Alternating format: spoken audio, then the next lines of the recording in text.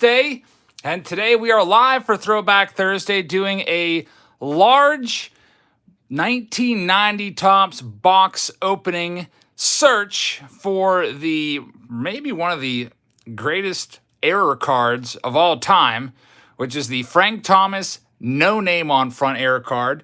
That card, ever since I was just a kid, when I started collecting for the first time, everybody wanted that card. It was always, I would look at it in the back and see that it was worth a few $100s. I was like, wow, that'd be awesome to find that card. Never actually pulled it from a pack. It's pretty tough to find, as you know. Rumors are that only boxes that may have come out of Michigan might have them, so I don't know. I've got some boxes here. I picked these up at the Triple Play Vintage Wax this week, and you can see they are they were $35 a box for the wax boxes. That's about what they go for on eBay right now. Sometimes you get lucky and find one for a little bit less, but we'll be looking for the number one card is the Frank Thomas regular rookie card, and of course we're looking for that error card, which, by the way, the Frank Thomas No Name on Front error card just sold 2 days ago on eBay in a PSA 6.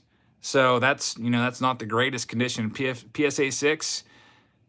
And it went for over $4,000 in a PSA 6. So imagine if we could find one fresh out of a box that would get like a PSA 9. Maybe that'd be amazing. The PSA 10, get a PSA 10. But if we can find something that good, it's really, really tough. It's going to be tough, but we're going to try it tonight. So here we go. In addition to the Frank Thomas, we'll also be looking for the Sammy Sosa rookie card and the Ken Griffey Jr. second year card, which you can see on the front right there. So Pablo, you're up first. Let's go ahead and get to ripping the box and see what we can find for you. Thank you, everybody, for joining us tonight on this episode of Throwback Thursday Live Edition. We will be live again next, it looks like sometime next week, maybe in the middle of the week, when the brand new 2021 Topps Archive Signature Series comes out. It'll be the first release of the 2021 season. So let's see what we can find in here. You're going to see the good old 90s design. For the first box or so, I am going to likely go a little bit slower, and then we'll speed things up as we go a little bit later. There's a Ben McDonald's. Austin Farmers is in the house. Says, hey, Eric, just ripped open my Patreon pack today. Jordan Alvarez rookie out of the UK pack, and a Jalen Davis purple chrome out of Heritage High number. Nice. Glad to hear you had some luck in the packs. There's a Roger Clemens. Glad that the $26 tier stuff is showing up at your guys' doorsteps. Roger Clemens, of course, 7-time Cy Young Award winner. Will be interesting to see if he's ever in the Hall of Fame. There's another Cy Young Award winner right there. Doug Drebick, yes. Kurt Schilling, first Topps card. Andre Dawson, he is a Hall of Famer. 357, yes. I read the news today that the Mantle PSA 9. By the way, this gum looks pretty good. It almost looks edible, but I'm probably not going to do it. Mickey Mantle 1952 Topps sold recently, and the news came out today that it sold for $5.2 million in a PSA 9. And that is an all-time record for any card. Blowing away the Mike Trout Superfractor from Vegas Dave. There's a Kirby Puckett. He's a Hall of Famer. See that someone said they found some update blasters. Who said that? Timmy Tea Time. Hey, man, you found some update blasters in Greensburg today. That's pretty good. It's nice to find stuff on the shelves for sure. I'm going to have to head out there tomorrow and see if there's anything left. I don't know if I'd buy any more update blasters. I think I've got like 40 of those left. There's Todd Zeal, Future Star card. How much did the Honus Wagner sell for? Wasn't that around like 2 million or 2 to 3.1 million, somewhere in that range? I can't remember the exact price. That Honus Wagner card was once owned by the great Wayne Gretzky at one point. Justin says, hey, Jebs, how was that lunch that Heather made you today? Amazing. I had 3 wraps. The first was a hummus wrap. First time ever having hummus in my life, and it was good. Packed in there with a bunch of lettuce and peppers and cucumbers and tomatoes. There's Harold Baines, Hall of Famer Harold Baines, and then she surprised me and had 2 buffalo chicken wraps as well. There's Roberto Alomar, another Hall of Famer. I'll tell you what, the card sets for the 90s, lots of Hall of Famers in these releases. Steve Wilson, Candy Maldonado, and Ken Williams. Moto says, very excited. Just signed up the other day for your $51 Patreon tier. Thanks, man. I really appreciate that.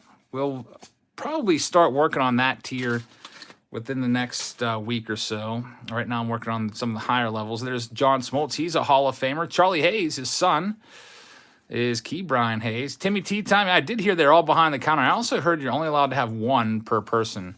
There's a Nolan Ryan 5,000 strikeout card. Jeff King rookie card. I used to love that card as a kid. Alan Trammell. He is a Hall of Famer, former MVP, 97 MVP. Ken Caminiti, Rob Deere, struck out a lot but had some power. Bobby Bowe, one of my favorite players back in the day. And there he is, Cal Ripken Jr., who probably starting about 93, he was my favorite player up until I stopped collecting. Actually, when I stopped collecting cards, Mariano Rivera was my favorite player. I was really into Mo. And there's Dennis Eckersley, Hall of Famer. Ken Phelps looks like he's about 50 years old in that picture. Randy Myers, part of the Nasty Boys from those Cincinnati Reds, which, I hate to say it, I was not a Cincinnati Reds fan. I actually hated the Cincinnati Reds because they beat the 1990 Pirates. John Smiley once had a 20-win season. Gary Templeton. Paul O'Neill, before he went over to the Yankees in a terrible trade. Who did they trade? Roberto Kelly for Paul O'Neill. That trade didn't work out for the Reds at all. Roberto Kelly, of course. I guess when he first came out, had some, people were like, Roberto Kelly, he might be pretty good, but never really worked out. Reese says Cincinnati is better than Pittsburgh. You know what? I'll just go ahead and say whatever. I don't care. If you're talking about football or any other sports, I don't really care about football at all. And, definitely Cincinnati Reds were a playoff team, so they were better than the Buccos in last season. There's Bob Garen, and they're going to probably be good again. They're not good. The Reds won't be good this year because I think they're in the midst of a teardown, but Pirates are going to be pretty bad again. Greg Jeffries. Remember, everybody was all about Greg Jeffries. I remember reading an article about Greg Jeffries that he used to go out in his swimming pool and swing his bat underwater. I thought, wow, that's so cool. I should do that. Back when everyone thought Greg Jeffries was going to be the next big guy. There's Fred McGriff, Blue Jays card. Boofus is here, says, hello, Jabs. Good luck finding the no-name Frank. Thank you, man. I really appreciate that. I hope we can find it. We shall see. So far, we haven't found the regular one yet. First, since we have so many boxes, why is this card flipped upside down? Maybe I did that when I was kind of moving them around. There's Kevin Tapani, Cal Ripken Jr. for the second time, Mark Parent, Steve Buechele, and Jim Presley. Dominic says, went to my local card store and got some vintage Hank Aaron's and a Harmon Killebrew. Also bought a PSA 361 mantle. That's a nice one. You might want to get your mantles, or at least your, I don't know. I'm really kind of tempted to really kind of kick my quest to save up to buy a 52 mantle into overdrive now. With that card being the #1 card of all time, it might kind of have a trickle-down effect to all the other ratings, like PSA 1s. I think those are right around 15,000 now. That might bump up. Jack, how's it going, man? Hey, by the way, Jack, I emailed your mom last night. I don't think that I haven't checked my email yet today, so I don't know if she emailed back. There's Todd Zeal again. Juan Berenger. Drew says, if you pull the no name on front, you have to eat the gum. Deal. I will eat, if I pull the no name on front, I will eat 36 pieces of gum. There's an Edgar Martinez. He's a Hall of Famer. That one is, we found him yesterday in an autograph out of Gold Label in our mixer break. It's a pretty nice one. His rookie card is 1988. There's Blitz Break. Says, started running cheap breaks on his Instagram page, Blitz_breaks. So thank you very much. Blitz Breaks on _. I hope you guys will check him out. If you like the card breaks here, there's another breaker. Carlton Fisk, Hall of Famer. That's a nice one right there. Jack Armstrong. Kevin says, hey, Jabs, great stream last night. By the way, do you know how much that redemption card is worth? The hot boxes were so cool. Kevin, which redemption card are you talking about? We pulled a couple of them. We pulled Luis Robert. We pulled Paredes. Timothy Thomas says, my brother's going to have a stroke if we pull the no name on front. Well, we'll see if we do it or not. I would say the chances of finding that are pretty slim, but at least we have a chance. There's Smoltz again. We've already seen this pack, I feel like. There's the Nolan Ryan 5,000 card. I used to collect that little 5,000 subset. It was really cool, the first few cards of the set. They put together all of Nolan's different teams. David says, how much is the Frank Thomas worth if you pull it? Well, looking at recently sold, there's not a whole lot of that cards. There's not a whole lot of comps within the last 3 months on eBay, but one sold literally 2 days ago on January 12th. It was a PSA 6, and it sold with, I think it had 53 bids for over $4,000. So it's quite valuable, and I hope that we can find one. If we find one out of this is company store card. I need to start throwing those things away. That way it can fit more cards in your 400 count box. I'll be shipping these in a 400 count box. And then I'll have some extra cards that I'll have to put in team bags. And then I'll put those on a crush-proof box. I don't know. Kevin, the Isaac Paredes, we're going to have to probably just check out what other ones have gone for on eBay and check it out. Hopefully it's worth at least like 30 bucks. There's a George Brett. Ray says, if you get a no name on front, can I have it? Well, it's going to go to Pablo if I pull it out of this box, since this is a kind of like a group break, I guess you would say. How many boxes are you opening? We have a lot of boxes that we are opening. Grand total of, what, 10 wax boxes and 3 rack boxes, so a whole bunch. Still haven't found the regular base Frank Thomas, which is worth a few bucks.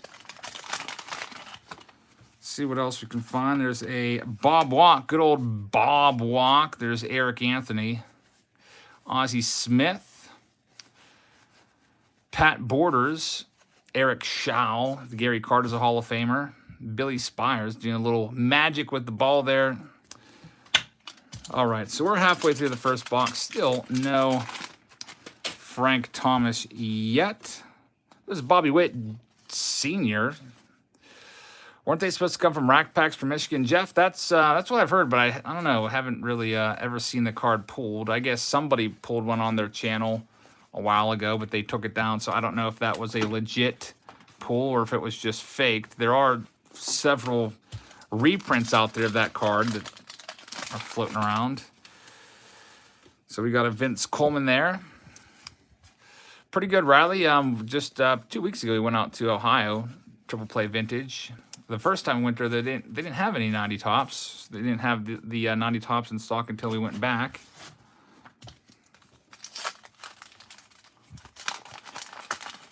Ben, I went out to Triple Play Vintage in Talmadge.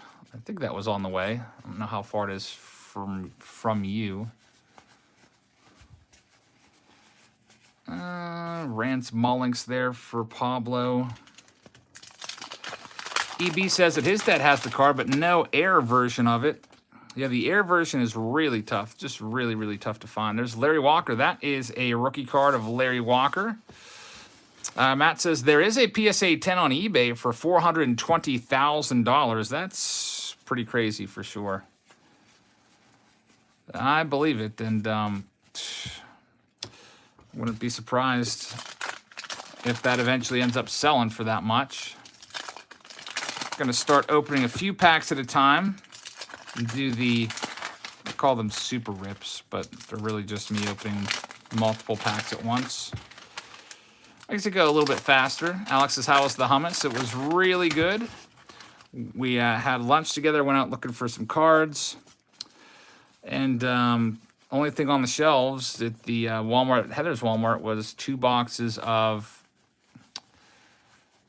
Elite Extra Edition. So I picked those up. Maybe we'll use them in a Face-Off Friday at some point down the road or something like that. There's Wade Boggs. He's a Hall of Famer. We've got good old Dave Steve. Roberto Kelly, you already mentioned him. He was traded for the great Paul O'Neill. I always like Paul O'Neill. There's the Ken Griffey Jr. We'll get to that card right now. PSA 9 mantle, yep, sold. It was reported today for $5.2 million. A crazy price for that card. And there's the Griffey. Nice looking card right there for Pablo. Second year card. You can see that scab on the arm right there. All right, so next up we've got Joe Girardi, manager of the Phillies, Tommy Herr, Mark Portugal. Mason says, if you pull the Thomas, I'll gift $500 in a super chat. Man, that would be crazy. Well, I hope we pull the Thomas. We'll see. Yeah, O'Neill definitely played with a fire. And 357 says there are only three PSA 10s of the Frank Thomas no name on front error card. There's Greg Maddux. That's a nice one right there. All right, last stack of the first box. Haven't found them yet. We also have rack boxes as well. We'll probably do like 3 wax and then a rack because those rack boxes will take a little while to go through. 3 wax and then a rack and back and forth. Is Matt Noakes in the Hall of Fame, says Blair. Probably the Hall of Fame for his high school. That's about it. Matt Noakes was good enough to get a gold cup card from Topps, but not much else. Big Hits Baseball says, good luck, everyone. Eric wanted to let you know my helper is named Heather as well. That's awesome. Thank you very much for the support. I really appreciate that. And I don't know if Heather's watching right now, but she definitely is an awesome helper. Helped me do all the $26 tier.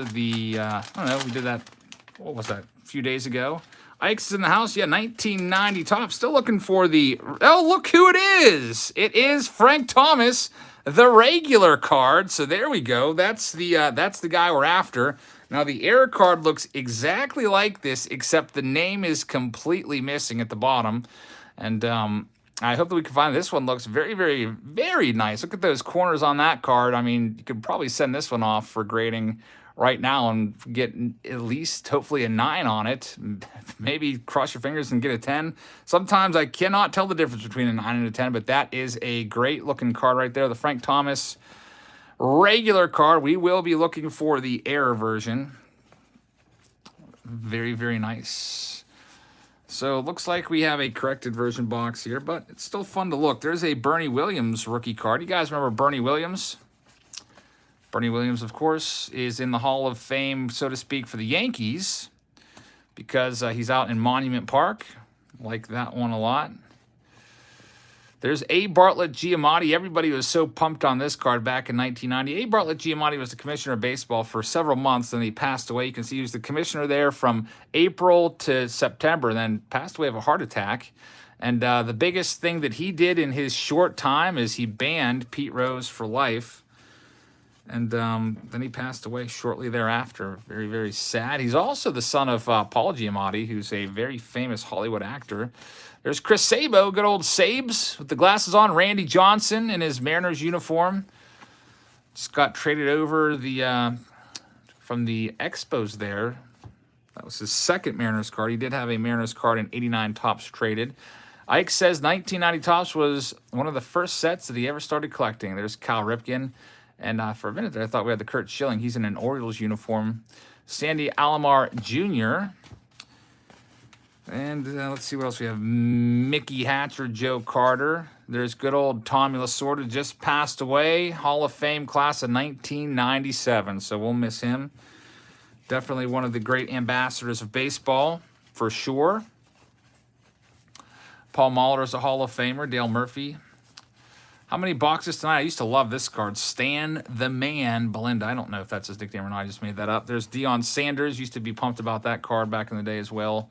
Neon Deion, who, of course, played football, and everybody thought that he was going to be the next Bo Jackson. But he was pretty good. A nice leadoff hitter there. Bounced around from, what, the Yankees, to the Braves, to the Reds, Delano DeShields, Eric Davis.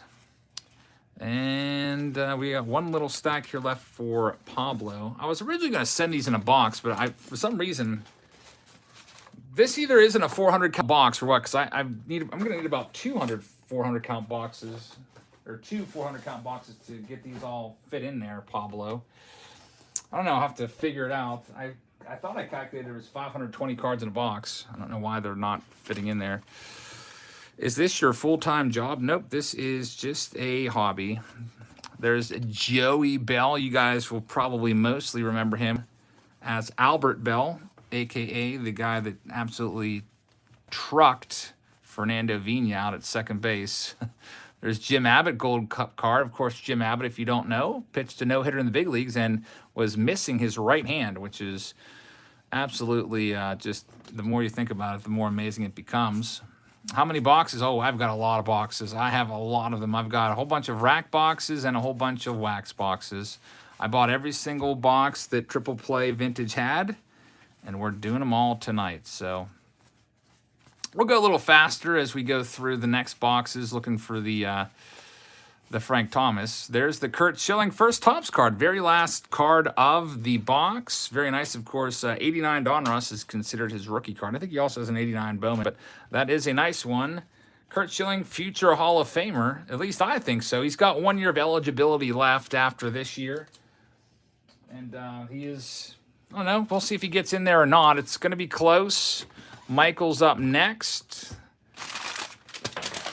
See what we can find for Michael. I'm going to have so much gum to just dispose of here. The gum in that first pack looked almost edible. Is this a diaper break, says Scotto. Well, it took 20 minutes for the first box. I hope not. A diaper break meaning that I'm going to be sitting here for like 6 hours and without a bathroom break. I didn't really drink anything before the break started, so I'll be good to go until the end of it. We had a long break last night for those of you that joined us. Thank you very much. Some of you were here the entire time. We ended up doing a grand total of 4.5 hours of 2020 product. That was a fun one. All right, so here we go. We got them all opened up for Michael. Let's go ahead and see what we've got. I'll probably have to flip these back and forth. One bad thing about these, you got to flip them back and forth to see them. Jay Bowman says, keep an eye out for other blacklist errors in this set. Can really be valuable. Just popping in for a minute. Cheers, Jay Bowman Sons. Thank you very much. Yeah, we'll see if we can find any of the blacklist error cards. Those are kind of like a hint that the Frank Thomas card is near. Good old 1990 Topps. Derek says Barry Bonds should be in the Hall of Fame. I am not going to disagree with you. Of course, I grew up a Pirates fan, so I was always into Barry Bonds, very much so. And as you guys know, I have a personal collection of a whole bunch of 1987 Barry Bonds Topps cards, which you can usually find for about $1 or less. But that is one of my favorite cards to grab whenever I see it, especially if it's $1. I'm not going to pass that one up. All right, let's see if we can find in Michael's next box. I don't know. I want to say that I'm going to be almost consumed here by wrappers by the end of this break, these 1990 Topps wrappers. Hunter says, hey, Jabs, love your videos. Thank you very much. I really appreciate that. I'll tell you what's coming up over the next few days. Got it all scheduled, ready to go.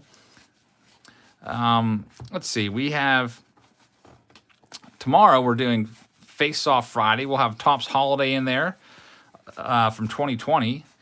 Picked up, went to Walmart. There was only 2 boxes left on the shelves. Got a tip from a buddy that they had Topps Holiday. He picked up 8 of the boxes and said there's still a couple left, so I went and grabbed the last 2. We'll have one of those in a Face-Off Friday tomorrow against 2019 Topps Holiday. And then against, I believe I'm putting Bowman Chrome, another recent release from 2020, against all of those. That'll be a fun one. Then we have the Saturday Showdown. I'm still kind of trying to pick up the boxes for that. I'm thinking of maybe doing kind of like a mixer, a little mixer Saturday Showdown, maybe like a box of this, a box of that from 2020. We'll see who ends up winning the box. That one might be fun. I went to the local card store today because I saw before they had triple threads, and I was going to pick up some more triple threads. And I went there, and they only had 1 mini box left. And, you know, 1 mini box of triple threads, can't really do too much with that in the showdown. Melissa, how's it going? Welcome to the live stream.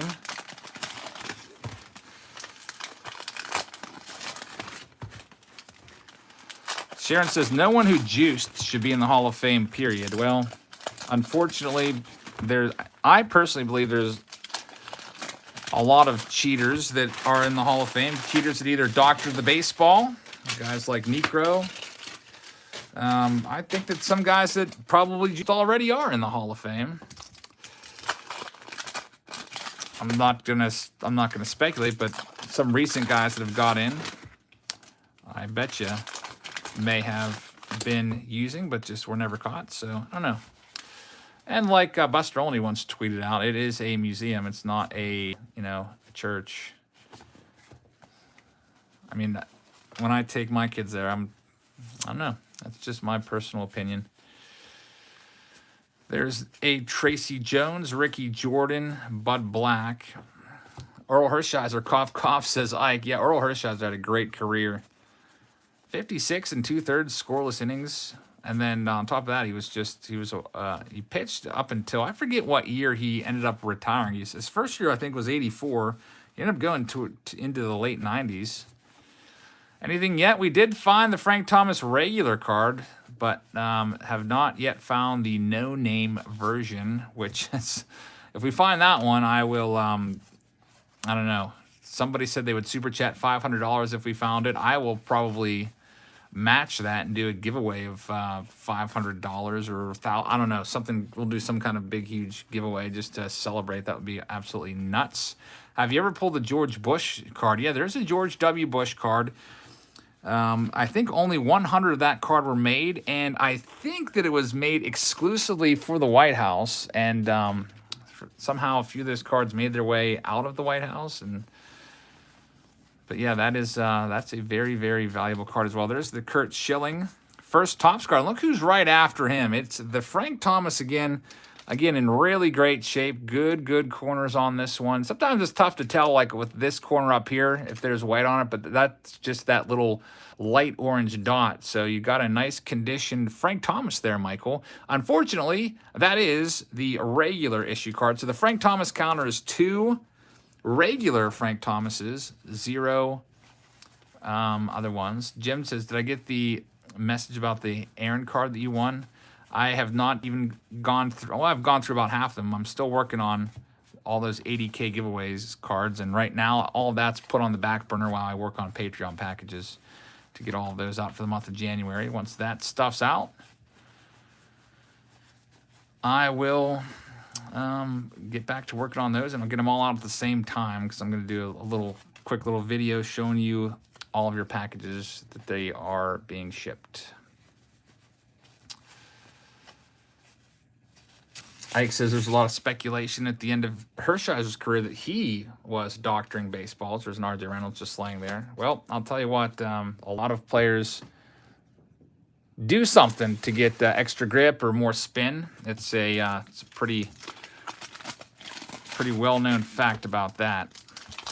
All Man says, have you seen the new release of 51 Topps by Blake Jameson on the Topps website? I did not see those. I'm going to have to try to pick some of those up. I picked up some Bowman Heritage the other day, but 51 Topps, we'll probably grab a couple boxes of those and check them out. Do you know when Donruss is scheduled for release? You talk about 2021 Donruss. I haven't even looked at that. I would guess it's going to be probably right around somewhere there in February. Lego God in the house. I did not get the email checked yet. I even left myself a note yesterday that said Lego, and I just haven't been in my office today. We'll get to it, man. Sorry about that. John Candyman Candelaria used to throw some junk for sure. Got Don Mattingly right there. AC says, would love to see a no name on front pulled live. Me too. Me too. How much was the box? Well, I paid $35 with tax. I forget what it was. It was probably almost $37 or so per box.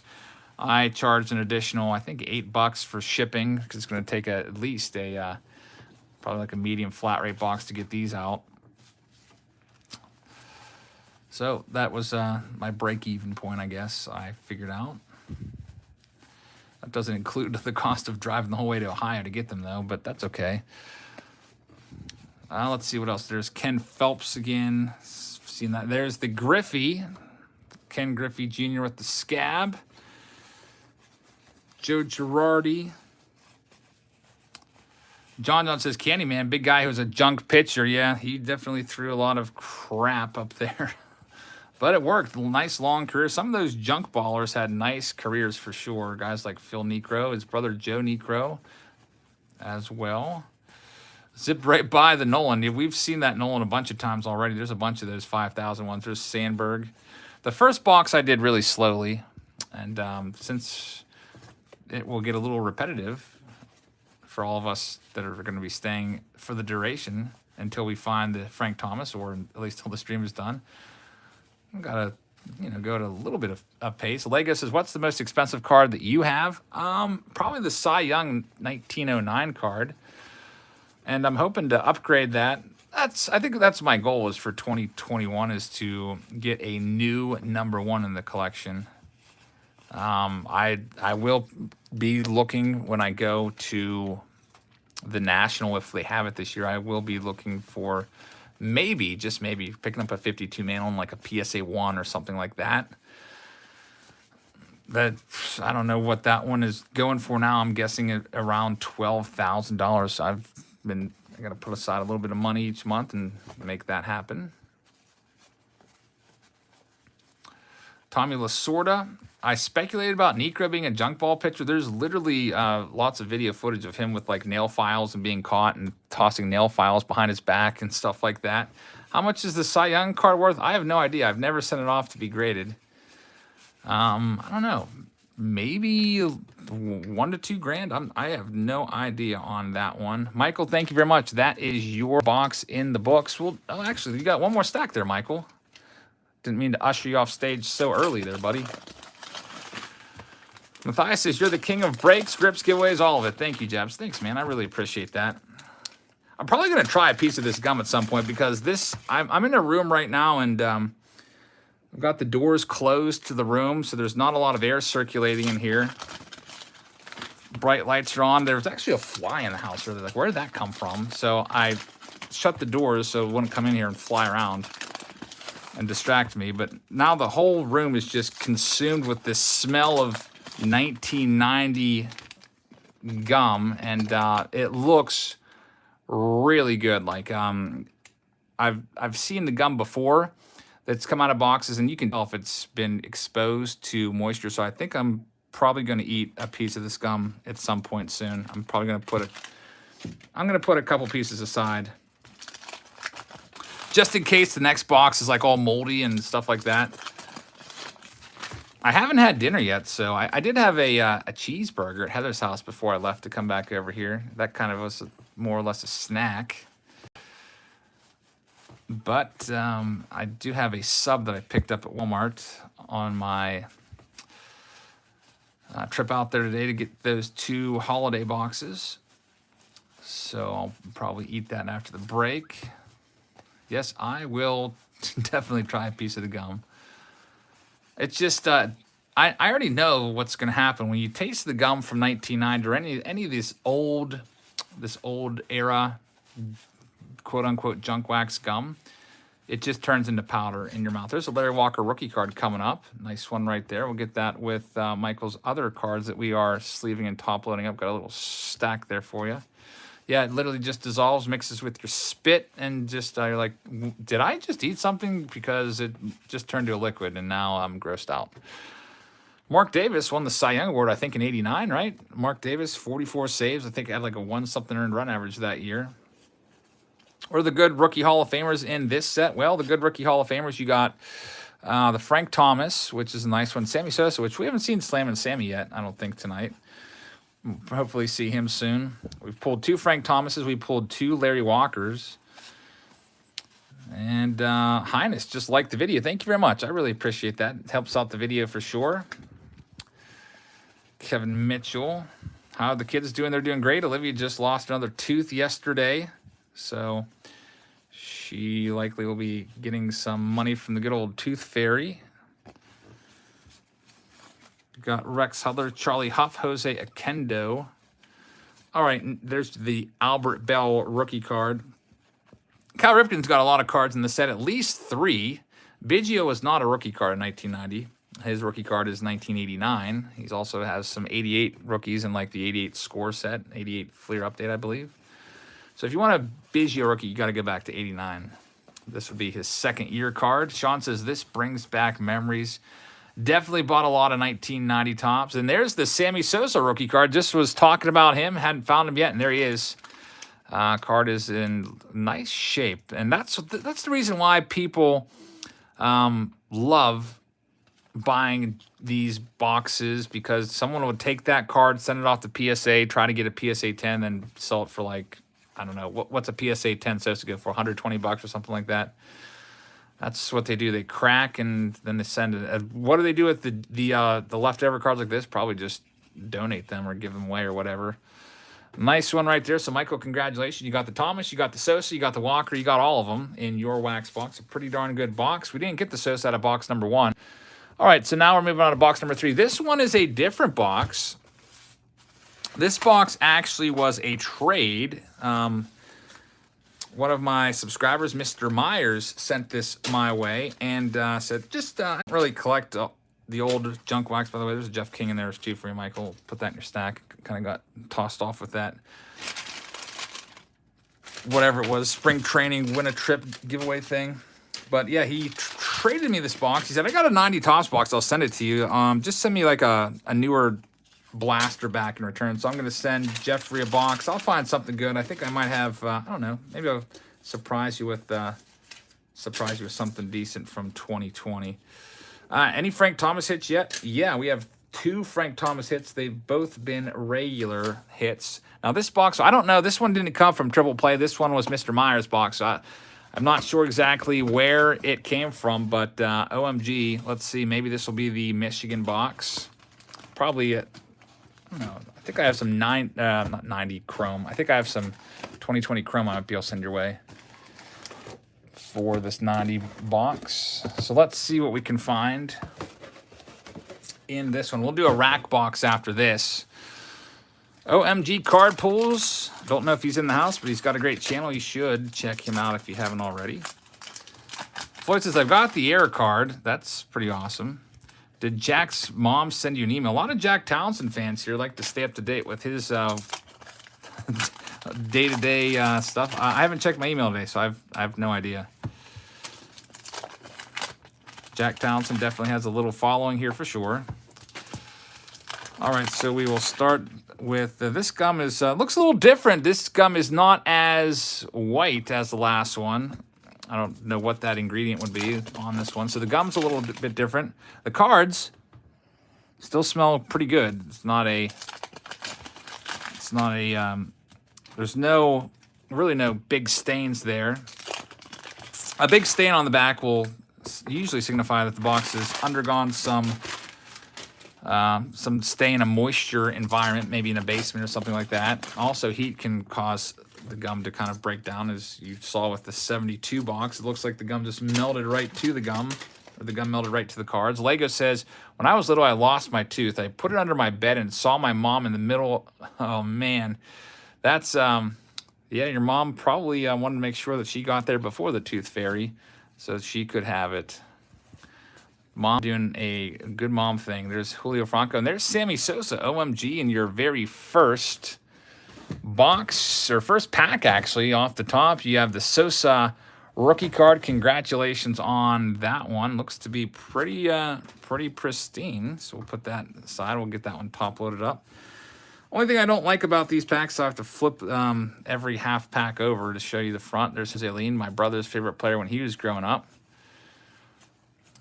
Jeff Russell, former All-Star. Frank Robinson, Hall of Famer Frank Robinson. He was hired amidst one of the worst losing streaks of all time, 1988 Orioles. What the heck is that on this? What? There's like a... What is that? It's coming right off. I don't know what that is. Do you see that weird orb? What is that? It's like a gum residue. It's also on this card.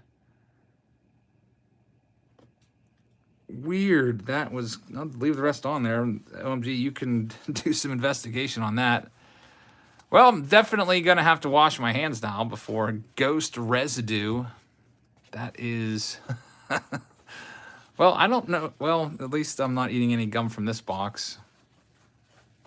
Big hits. Is any spots up? There's Omar Vizquel, by the way. I don't think we've talked about Omar Vizquel. His Hall of Fame candidacy is in major jeopardy right now. Fungus, gross. Omar Vizquel was apparently arrested out in Seattle for domestic abuse back in December. If you didn't know that. So there is a big investigation ongoing about that, and that's obviously going to hurt his candidacy. There's quite a few riders that are going to withhold their support this year from Vizquel until they find out the final results of that investigation. We'll see. Definitely not what you want to hear. There's a Ricky Henderson record breaker card. I used to love that card as a kid. Mike Aldretti, one of my least favorite players. He was such a jerk he was like a Cardinals coach. Man, was he just a jerk out in the outfield during batting practice. Chili Davis, former power hitter there. Billy Hatcher, there's Jose Canseco. Doug Drabeck, and that's it for that little stack. The sports collector says, interested in 52 Bowman, anyone? eBay, great deal collect. So if you like 52 Bowman, make sure you check out that eBay page. Might have some good deals over there. There's Barry Bonds. Used to love that card as a kid. That's right, Eric, E-R-I-K with the K. Nice to see you spell your name the same way I do. Really appreciate that. Again, if you want to check out some 52 Bowman, check out his eBay page. Thank you very much for the super chat. I really appreciate that. Lee Smith, by the way, Hall of Famer. Who would have known way back in 1990 that Lee Smith would be a Hall of Famer? Not me. If you would have said Lee Smith is going to be a Hall of Famer, I would have been like, okay, well, I guess John Franco is going to be a Hall of Famer as well. Might as well get his cards. JR Sports Card says, love the content. Jabs close to 1,000 subscribers myself. JR Sports Cards, make sure you check his channel out and give him some support. I really appreciate that. Boast says the no name on front will only come in boxes where the all-stars of Biggio, Russell, Julio Franco, and Carlton Fisk are also missing the black ink. So we talk about the blacklist error cards. We're looking for the lack of black ink in those all-star cards. So we will keep an eye out for that. I know that we saw the Russell already, but I haven't seen, didn't really pay too much attention to see if it was blacklist or not. What did I have for dinner? I haven't had dinner yet. I'm going to have, I think it's called like the All-American sub. I picked up at Walmart, like a 6-inch sub. That will be my dinner after this break. I had a little cheeseburger to tide me over at Heather's house before coming back here. And I'm doing this break now, so I'll have to probably start arranging these cards and moving them around. Got the Lance Blankenship. How was the hummus wrap? It was great. And she also had an extra surprise for me. Some buffalo chicken wraps. It was amazing. I had 3 wraps, 1 hummus and 2 buffalo chicken. It's got a Mark Davis on the back there.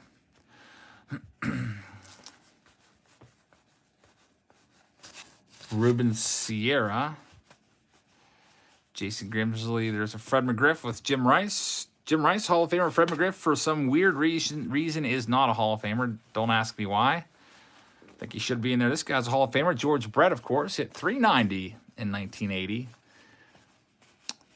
Closest to come to 400. Well, I guess, didn't Tony Gwynn at 394, 94?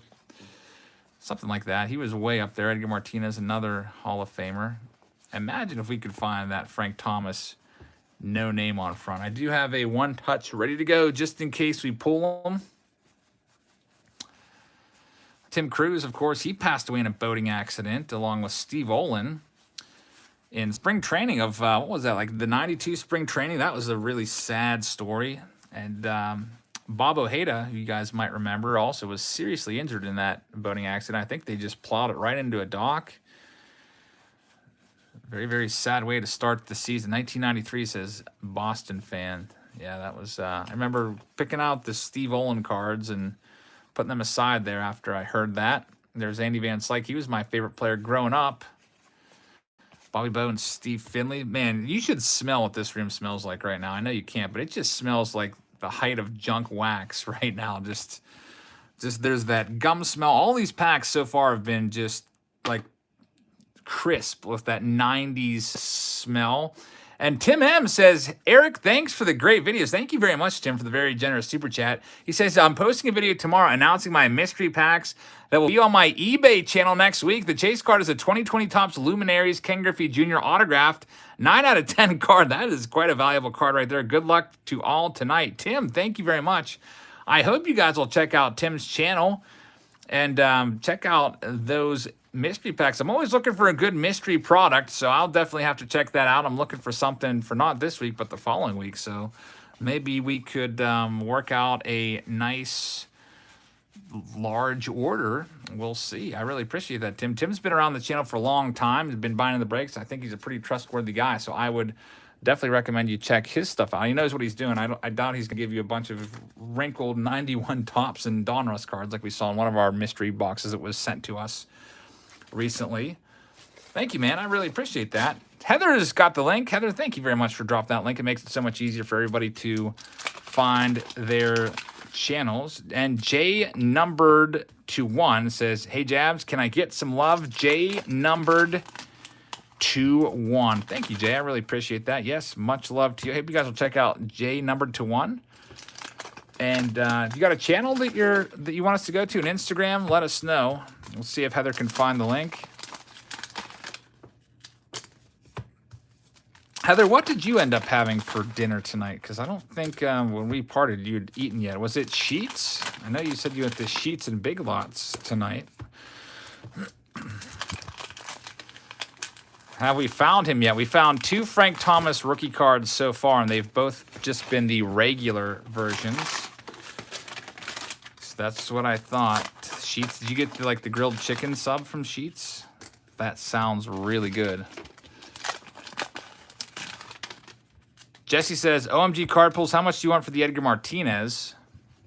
I don't know if OMG's in here right now. You might want to leave a comment on his channel so he sees it. I knew it. Sounds really good. I'm going to be having my Walmart sub. There's Randy shortly. Big Hits Baseball says, you make it look easy, Jabs. Trying to get to my first 100 big hits. Thank you very much. I really appreciate that. I hope you guys will check him out, help him get to 100 subscribers. I remember I started my channel almost 5 years ago. Next month it'll be 5 years, and it took me a long time to get to 100. I want to say months and months. Heather says, did you see the guy in the chat that quoted Step Brothers? Somebody made Heather laugh, and I hope you guys will check out Big Hits Baseball again. Thank you very much. I think I saw Step Brothers maybe once when it came out. Maybe. I do remember Will Ferrell in it, but I couldn't quote any of the lines from it. Heather's probably real disappointed in me right now. She loves the Step Brothers movie. We'll have to watch that one of these days, Heather. All right, so Craig Biggio. Back to the Past is here. Hey, man, says, hey, Jabs, love the channel. Thank you very much. Thank you for watching. There's Robin Yount. The Fisk had black ink, so that means that unlikely to see the no name on front in this box. Mr. Awesome says, have you sent the Patreon packages yet? I'm in the process now of doing it. I sent all of the $26 ones a few days ago. Some folks are reporting that they received theirs and telling us what they pulled. And if you haven't got your $26 one, it's probably going to show up tomorrow or very soon, depending on how the mail is in your part of the country. And next up, I'll work on $99, $100 tiers, and then I'll probably work my way to the $51 tier and then the $14 tier. But I'm trying to get everything out within the next week. I'd like to have it all done so I don't have to rush the last week to get everything out. James said he just watched Step Brothers last night. The Sports Collector says, can someone tell me who's Heather? Heather's my girlfriend. There's Nolan Ryan. Larry Walker rookie card. So OMG, nice Larry Walker to go with your Sammy Sosa. Still haven't found a Frank Thomas for you yet, but you got one more stack to do it. Let's see what we can find. I was always a big Will Ferrell fan back in. I discovered Will Ferrell like 96 or whenever he first broke into Saturday Night Live. That was around the time that I first started watching Saturday Night Live. Was his freshman season on there, and I thought he was hilarious. And then, of course, he went on to star in a bunch of movies and got really popular after that. Chris says, I just sold my Frank Thomas No Name on PSA 7 5 years ago, and now you're making me want to back. Chris Joyce had a PSA 7 No Name on it, or No Name on front. Sold it 5 years ago. Now my question for you is, what did you get for that PSA 7 card? I'm curious. Obsessed Collector says, good Lord, they announced a Rubik's Cube movie. Heather, should I tell them?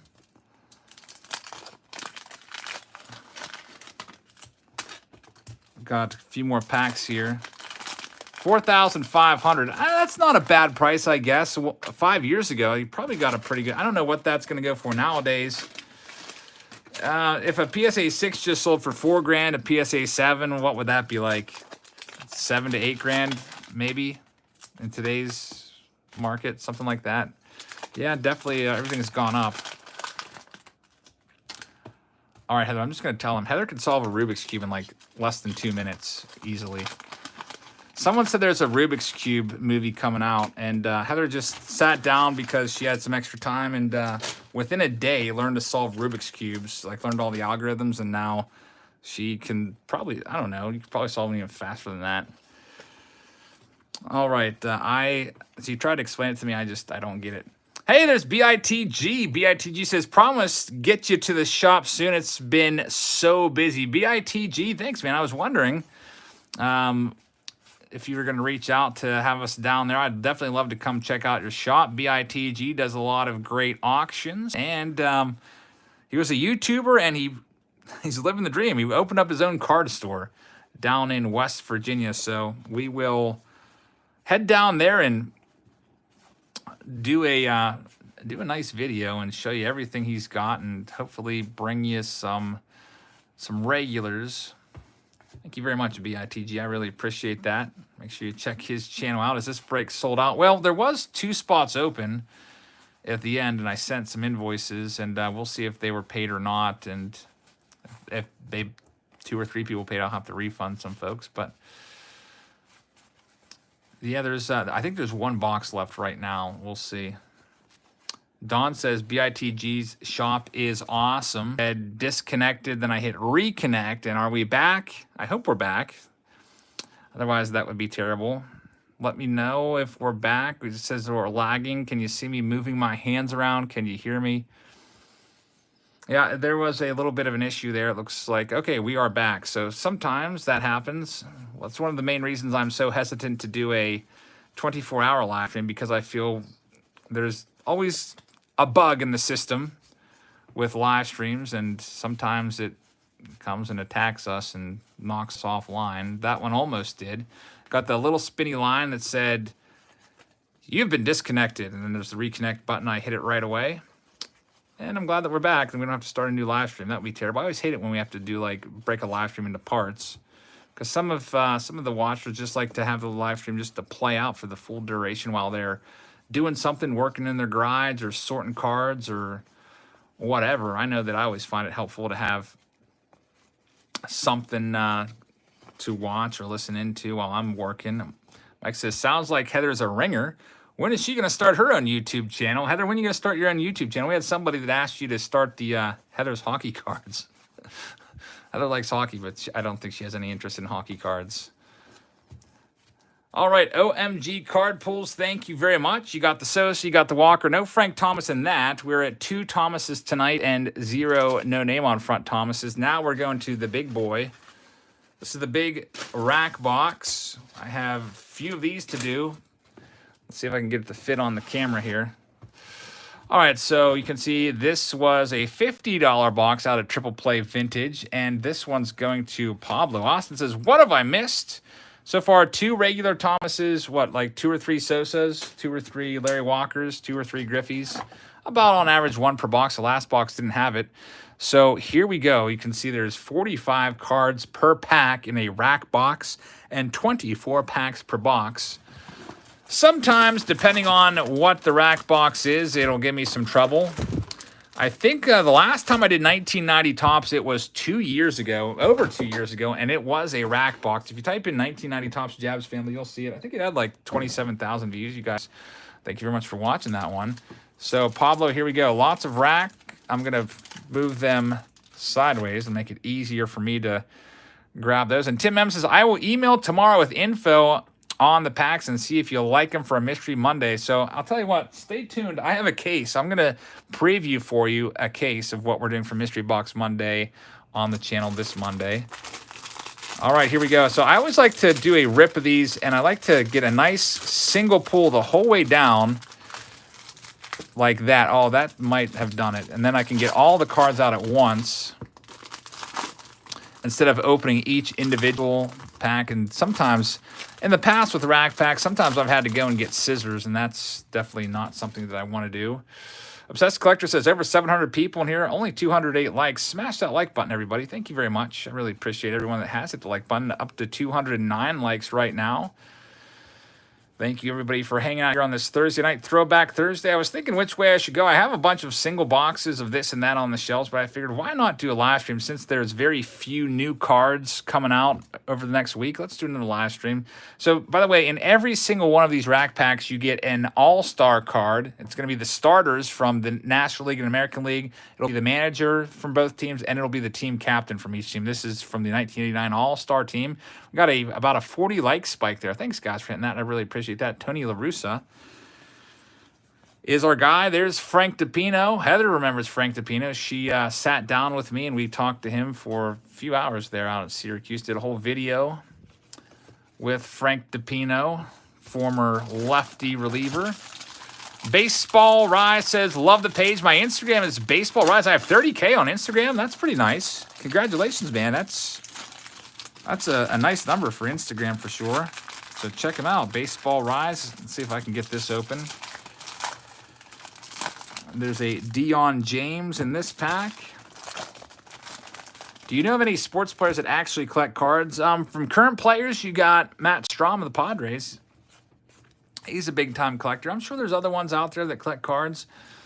Bobby Laframboise, who's a former, or Bobby Laframboise, depending on how you pronounce it, former reliever for the Buccos, collects cards. He actually bought cards off of me on eBay. And I was like, are you really the Bobby Laframboise? And he's like, yep, that is me. And Heather says, that was fun, Eric. You should do more interviews. Yeah, that would be fun to do. Sit down with a guy like, I don't know, like Rick Roden or just any of these guys. Doesn't have to be a major star. And we could just sit there and talk baseball, which would be really fun. I'm not from the Syracuse area. I was invited up there by Mr. Dan T. of the Wildcat Pizza Pub, and he put on the event. We were originally going to do like a meet and greet with Frank DePino, but with the whole virus and stuff, we didn't want to jeopardize people coming out and then possibly becoming exposed. So it was just kind of a closed thing with just me and Frank DePino and Heather there. Todd says, hey, Jabs, channel subscribers needed. Hi, Heather. Love 90 tops. Todd, thank you very much. Are you up over 100 yet? I think last time Todd was in here, there's Drysdale. He was the captain. Last time Todd was in here, he had 70, but he was looking for 75. We got him there, I think. Hope you guys will get him up there. Really appreciate that. Heather's got the channel for Todd. Todd is a baseball encyclopedia, I feel like. Knows a lot. He can probably tell you what we pulled from the last box we opened of 1990 Tops. Has a very photographic memory. Sometimes he'll be like, hey, remember you pulled this or that? And I'll be like, I really don't. All right, Pablo, here we go with the next one. He's at 100 subscribers right now. Very nice. Adopted says, I just skipped 3 bonds. We already pointed the bonds out. This is actually our 4th box, so I said that before. We would go a little bit slower with our first box, and there's only 792 cards in the set, so we're seeing these cards multiple times. These All-Star cards we're seeing for the first time, though. There's a nice Eric Davis. That is a nice one right there. Davey Johnson, former manager of the Mets. Who else was he a manager of? Maybe the Reds and Nationals. Bert Blyleven. Packs back in 1990 were what, 50 cents, I do believe. Looks like someone else just subbed up to Todd. He's at 103 now. Thanks for supporting him. I really appreciate that. Keep the hobby alive. Says, Eric, what's up, dude? Doing pretty well. Hopefully you're having a good evening out there, all of you, including Keep the Hobby Alive. Weekend is almost here. For some of you, it might be a, 3-day weekend? Mark says, my walk-off wax mega box was terrible. Just saying. Mark, what did you get in it? I'm just curious. Do you remember what packs you got? I did see Walk-Off Wax put up a poll today. He's thinking about coming out with another product line, like an older line of packs from 81 through some year, and another one. Big G says, my mini box was awesome. That's the thing.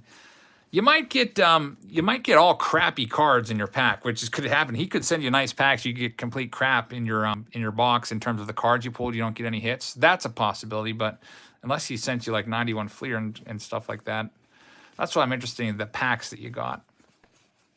So I'm thinking most of the boxes are going to have pretty similar packs in it. Some people will just get disappointed that they didn't get anything good, and that happens from time to time. I always explain that when we do like our boom boxes. We've been on a big losing streak with the boom boxes recently. Haven't really hit anything big in months, and I always explain it's like a lottery ticket. Sometimes you hit, and sometimes you don't. And we're just kind of on a losing streak right now. They'll send you nice packs, but if there's no good cards in those packs, you're just out of luck. That's right, Alex. That's what I'm asking. You can't judge a box on your pulls. You got to judge it based on the packs they give you. For example, if I don't know if he was talking about putting a sapphire box, or he's breaking up a sapphire box, putting those. If you got a sapphire pack and you got like 4 commons in there, you can't say, "Wow, that box was crap," because those sapphire packs are a lot of money for sure. Todd says, "Remember you had a 13-month winning streak on the boom box? Yeah, that was crazy. Every month we had a hit." And people were even saying, "Oh, he knew there was an autograph in those packs, but there's no way that's possible because it's not like he could weigh the pack to see if there's an extra 0.001 extra ounce from the ink being on there." I really think that we were just lucky because recently, like I said with Boom Box, we haven't hit much for a long time. You get hot, you get cold, and in the end, it all kind of evens out. And we're pretty much in that even range right now.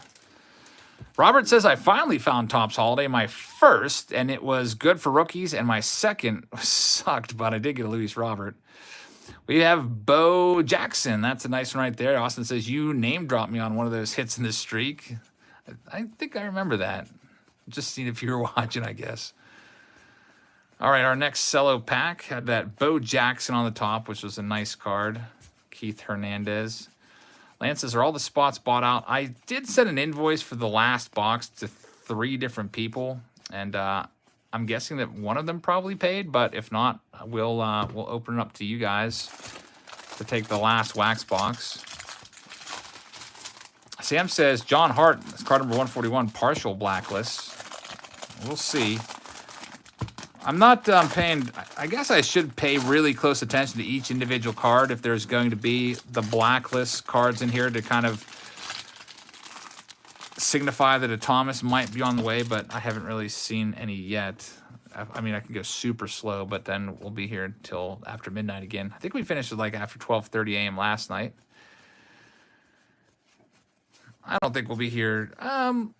Let's see. We're probably going to be here 3 hours total tonight. Hey, there's Dave Penn says, "Sorry I'm late to the stream, Eric. Finally, I had good luck today. I bought 8 boxes of Topps Holiday at Walmart. I set 2 aside for you." That's right. Dave gave me the tip that there was a bunch of boxes of Topps Holiday. And I went out there immediately when I got that tip, and there was those 2 boxes. I probably was there 5 minutes after you told me, and there was still those 2 holiday boxes, and I picked both of those up, and we're going to use one of those in the showdown. So, Dave, congratulations on the huge haul of Topps Holiday boxes. And by the way, Dave also does the pen boxes and the pen packs, has his own subscription box.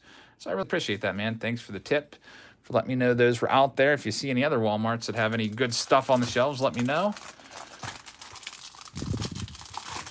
Oh, you set 2 aside for me. Thanks, man. I really appreciate that. That's very, very generous of you. I love Topps Holiday, so I will... I actually still have... I always put boxes aside for myself for later on. I still have some 2019 ones on the shelf that I'm going to be using in the Face-Off Friday tomorrow.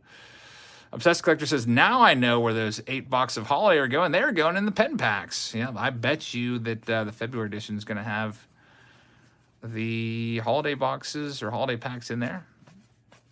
Lance says, "I'm really interested in the $100 to $300 level Patreon deal. If you def seems like it's worth the money." Yeah, there's the $99 tier. You get 2 wax box, or 2, not wax. You get 2 blasters sent to you each month. Which this month I gave them the choice of Stadium Club Chrome based on availability. I had 40 boxes, so. I gave them that choice. I gave them a choice of, I think, like 10 other blasters they could choose from. $100 tier, same deal. You get a blaster along with an old wax box. That's going to be just stuff from like the late 80s, early 90s. You know, the wax boxes are usually like $12 to $15 for the most part. And what else do I give them? I think it's like 5 newer packs, 1 fat pack. And I think it's $100 tier, get a baseball and an MLB baseball as well, I think. I'm going to have to check that out, but I think that they do. $300 tier gets all that plus a hobby box each month of their choice. I always send them a list of what I have available, and they get to choose their hobby box. And also get 10% on all breaks. So if they're participating in a lot of breaks, they can save a lot of money right there. So yeah, if you're wondering, that's what those 3 are all about.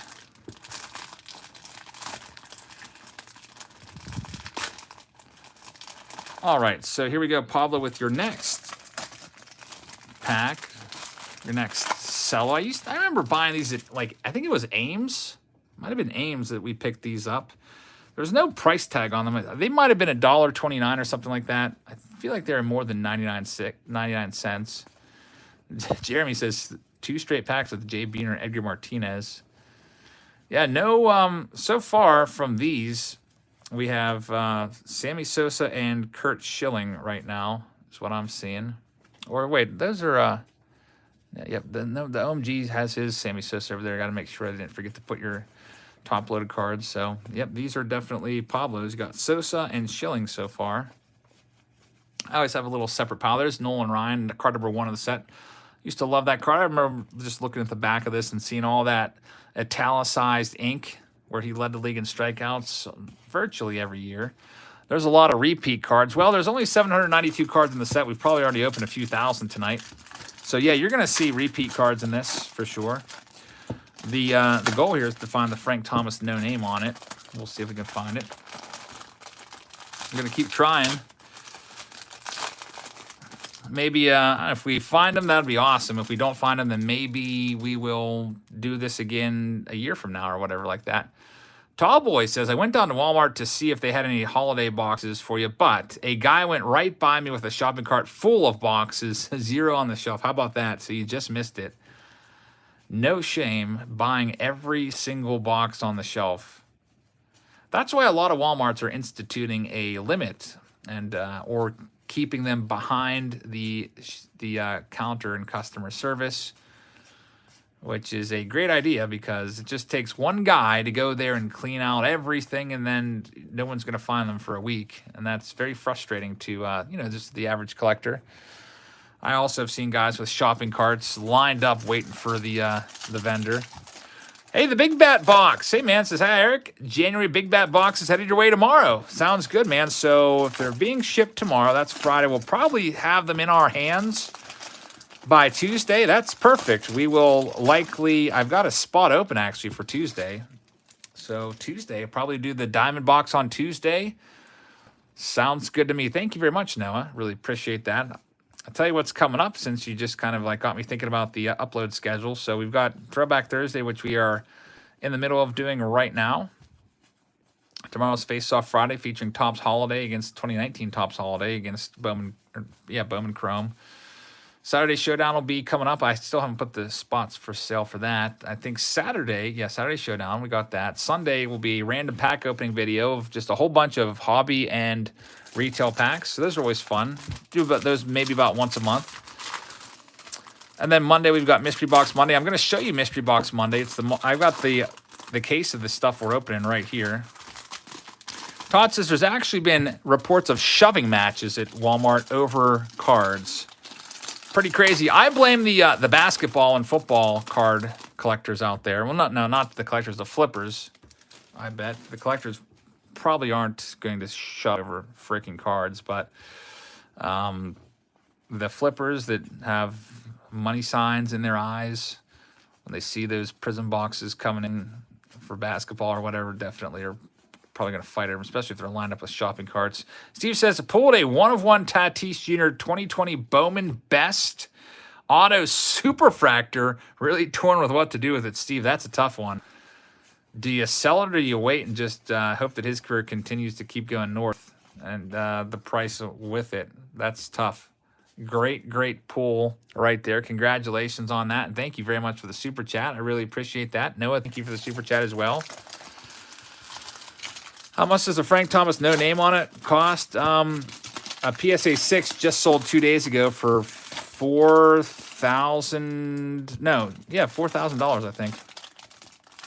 Over $4,000. So it all depends on the condition. The better the corners and the more chance of you getting a good grade, the more and more it's going to be worth. There's Omar Vizquel, Eddie Murray, Hall of Famer. And we've got the Ken Griffey Jr. with the, some people just call this the scab card because he's got a scab on his arm there. Nice one right there. Katie says, hello, Jabs. It's me, 29H Campbell. Welcome back, man. Thank you very much. Kevin says, I got 2 holiday blasters in Auburn, Indiana, Walmart. First time I've seen them. That's awesome. Big Bat Box says, did you see the mantle sold today? Yep, $5.2 million. I was thinking about making a video about it, but I figured the news is already broke, and I don't know really what else to say besides just kind of tell you my thoughts about it.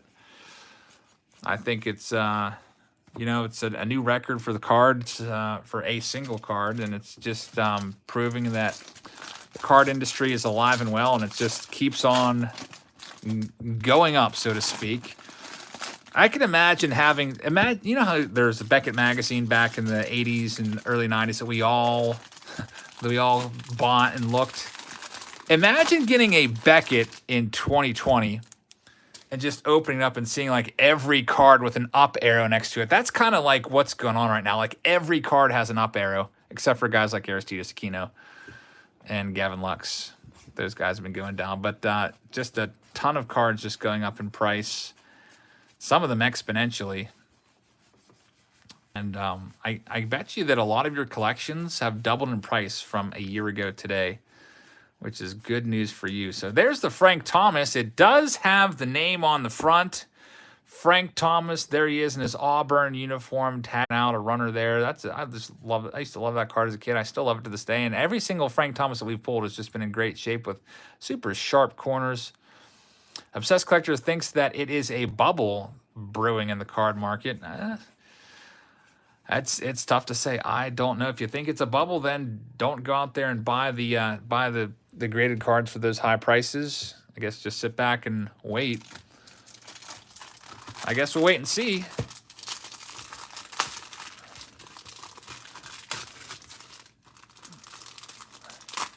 All right, so Pablo, let's see what we can find.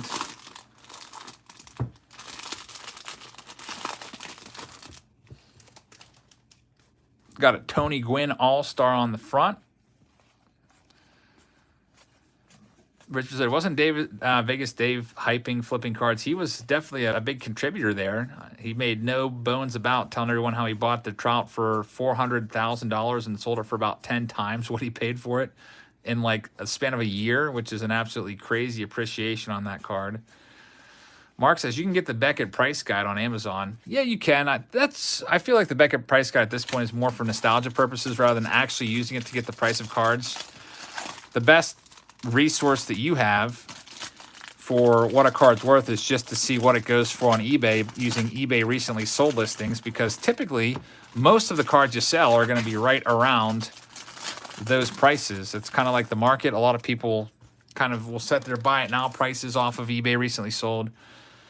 There he is, Tommy Lasorda, a manager there of the 1988 All-Star team. That is a nice one. Lasorda, of course, passed away. Rest in peace. We lost a lot of great Hall of Famers and iconic baseball players in 2020 and now even into 2021. Just a whole bunch of them. Hopefully 2021 is a much better year across the board. Tallboy says, do you still listen to all the DMB CDs I sent you like a year back? I love Dave Matthews Band. I haven't listened to any CDs in a while, but a lot of times I'll just go on YouTube and I'll put on like a Chester Copperpot.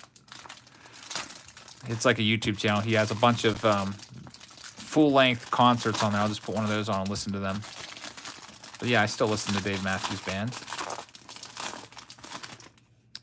For sure. All right, Pablo, here's your next box. Let's see what we can find for you. Thoughts on CSG starting to grade? I don't really have much thoughts about that. There's the Ken Griffey Jr. Gold Cup card. A lot of people, for some reason, always say, mistakenly call this his rookie card. No. His rookie card, I guess, if you're talking about tops, for me, it's got to be the 89 tops traded, and you can only find that in 89 tops traded sets. They didn't make packs of 89 tops traded, so you cannot pull it from a pack. You have to buy a factory set of the 132 cards and pull them out of there. Every now and then you'll see boxes, or you'll see the sets of 89 tops traded at like a flea market for like $5. If you do see it, I would highly suggest that you ask the seller if you can peruse through it and make sure that the Griffey is in there so it hasn't been lifted. There's a couple nice cards in that set. Randy Johnson rookie cards in there as well. Well, it's his first Mariners card. All right, so let's see what we can find in the rest of this run here. There's Damon Berryhill. We've got 3 packs left here, Pablo. There's good old John Wathan, who about a year ago was a major meme on this channel, but haven't really had any issues with him recently. Kind of all happened starting with the 1981 Donruss Throwback Thursday, where we just probably pulled about 50 of his cards. All right, Pobs. I'm going to open the last 4 of your packs right now and see what we can find. Do them all at once. Just get them on the screen. The Big Bat box says, oh, this is cool. We're working on a new kids Big Bat box and another new product coming soon. Thoughts on a kid box? Yeah, send it my way. I'll definitely take a look at that. A kid Big Bat box? Interesting. So for those of you that have youngsters out there, that might be a nice way to try to get them into cards. I'm interested to see what you come up with there. Big Bat boxes always ship around the 15th of each month, and today's the 14th, so yeah, right on schedule there. I know a lot of you guys like watching those Big Bat box videos. We'll have, it looks like, hopefully one for you on Tuesday, depending on how fast the mail is. A Mess of Things says, put a kazoo in it. That would be a good idea for the kids' Big Bat box. A kazoo for the kiddos. Hopefully it doesn't drive you crazy after too long. But thank you very much for the super chat. GLN says Topps needs to make a Jabs card. I'd PC that. That would be a great honor for sure. I also would PC that, obviously. If they were going to do something like that, it would have to be in Alan and Ginter, and it'd have to be like a YouTuber set along with guys like Fuzzy and Giraffe Neck Mark and Dodger Films and Mighty Goat and all those guys. There's, of course, I'm the smallest YouTuber out of all those. They're all big boys, all with like 500,000 subs and up. Well, I guess Fuzzy's not there yet, but he probably will be at this time next year.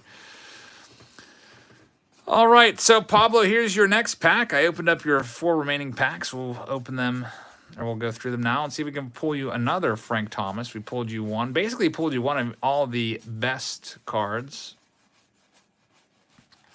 The Sosa, the Thomas, the Griffey. The Thomas, though, unfortunately, had a name on it. Foggy says, you should make a card, sign it, and put it on eBay. If I did that, I'd probably make a card, sign it, and just put it in the Patreon packs for free. I think that'd be a cool little thing. You can make cards on Topps.com that look pretty legit. Of course, the backs don't. The backs don't look like the regular cards, but the fronts look pretty cool. Jason says, just got here. Did you find it yet? We found about 3 or 4 Thomases, but we have not found a no-name on front yet. Chances of finding one are going to be slim, but we're going to try. Here's Pablo's last pack. Giraffe Neck Mark has like 186,000 subscribers. That's pretty crazy. Maybe I should just start talking about baseball all the time, like doing videos like that. People definitely love those types of videos. Jay says, what's being broken right now? 1990 Topps is our Throwback Thursday of the week, and we're doing a whole bunch of boxes, hoping that we can find the Frank Thomas no name on front error card. So Pablo, thank you very much. Your best cards that I took out for you were the Griffey. You got the Thomas, you got the Sosa, you got a Griffey again, you got another Sosa, and you got a Kurt Schilling first tops card. So those were your top pulls from your box. Let's go back into some wax boxes now. And I think this go round, who's up next? Spot number 4. It's going to be for Chris. Best of luck to you, Chris. Let's see what we can find for you. Get this box centered a little more, at least try to. Chris, here we go. This is a triple play vintage box, $35 box. I sleeved up 11,000 cards today. Man, was I busy today with the cards, but I almost got them all done. We broke open, I think, 12,000 last night. So a big part of my day was sleeving those cards, but got a lot of it done. That pack looks like it was had an issue there with the machine. All right, Chris is up now. And I don't want to lie to you because I said I'd show you my Mystery Box Monday, so I'm going to do that right now. I'm going to take this and put it right there. Someone was probably waiting for that, but send your tops with a #1 emoji. Thanks, man. I really appreciate that. Here's what we're breaking. I've got a whole case of these. I won't put the whole because it might not fit, but we're breaking these bad boys on Mystery Box Monday. I've got 15 of them, and he sold a whole bunch of these. Like, I feel like he has sold like almost 200 of these now on eBay. He sent me a box. I don't know if you remember from like 2 months ago, but he sent me a couple of those, and there's just awesome cards coming out of there. And I looked at his eBay, and he had sold a ton of them and had 100% positive feedback. So I was like, let's go. Let's do it and do a dedicated video to it this time. Jason says, there'll be no Franks in this box. All right, we'll see.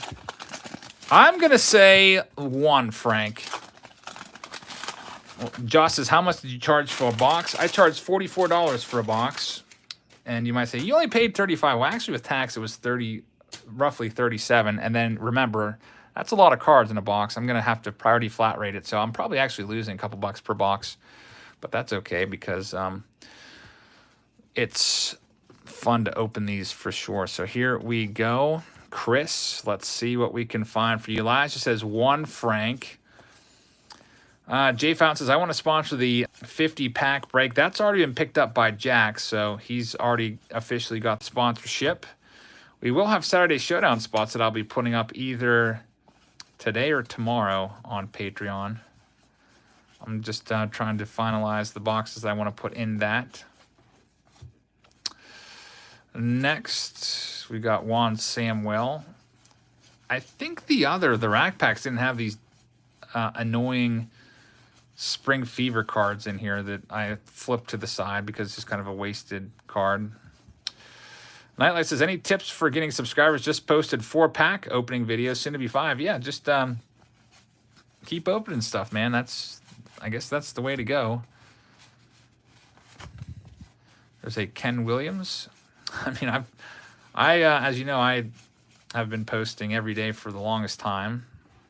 I can't remember the last time I missed an upload on a day, but that's just been my personal, I don't know if that has anything to do with the algorithm or not. Maybe not, because guys like Mr. Beast post like once a week and they get like 30 million views a video, so I have no idea.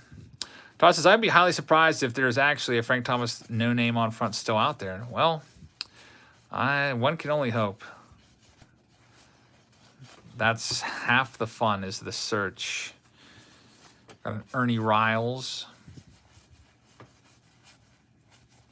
Austin's still trying to get back to 0.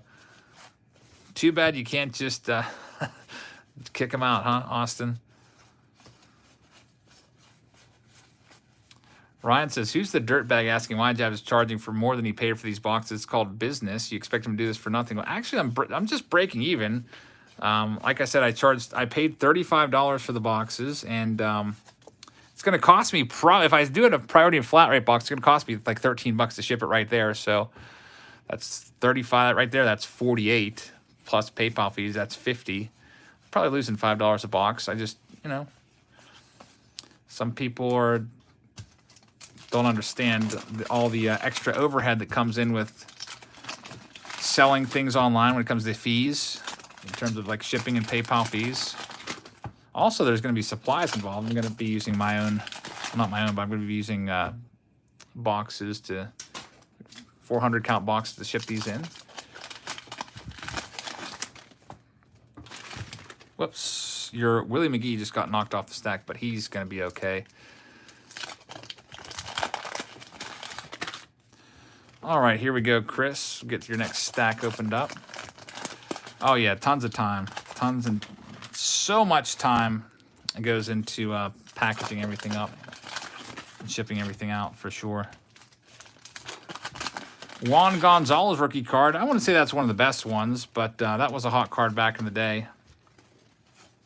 Gonzalez, of course. A lot of PED speculation swirling him. His cards all went way down. Doug Jones, former closer. Random person on the internet says, thanks for the constant uploads. Do you have an eBay store? I used to sell on eBay, but the fees got to be so much where every month I was paying quadruple digits in eBay fees. One month I even paid $8,000 in eBay fees, and I'm done with this. I'm not going to do this anymore. So like when you're doing like large scale breaks and you're selling like all these different boxes and eBay's taking 10% of each box, it really, really added up. So I was like, we'll just cut them out, save everybody some money in the meantime, just move everything over to Patreon. How much would you sell a Chris Bryant short print rookie card for? I don't know. Check it out on eBay and see what it goes for. There's a Dante Bichette. A very nice one. Kevin Elster. Jeff says many of the mods do a great job. Yeah, they definitely do. We got some really talented moderators around here for sure. And man, Jeff, how are you not a moderator? Jeff has been around here for a long time. You just took care of that. Thanks, man. There's a Mark McGuire. Glenn Davis. Sign me up. Thanks, man. I really appreciate that. We've got a Ryan Sandberg, Hall of Famer right there. Warren says, I remember trading a Frank Thomas no name on front for an 89 Griffey in the early 90s. Yikes. Oh, man, that hurts. That's going to go down as one that's going to haunt you forever for sure. But how are you supposed to know? I don't know. That's rough. Melito Perez.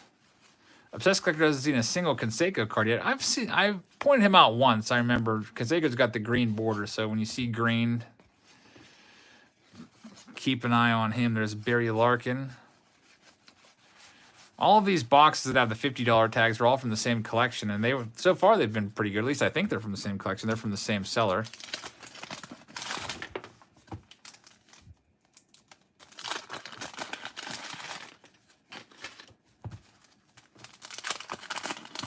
Yeah, Jay Fountain. Some of those breaks, just in one video, it'd be like $10,000 to $12,000, $10,000, $15,000 worth of cards. We open up all those, like 9 cases of, what we do, like 9 cases of Series 2 or whatever. That was probably about 10 grand.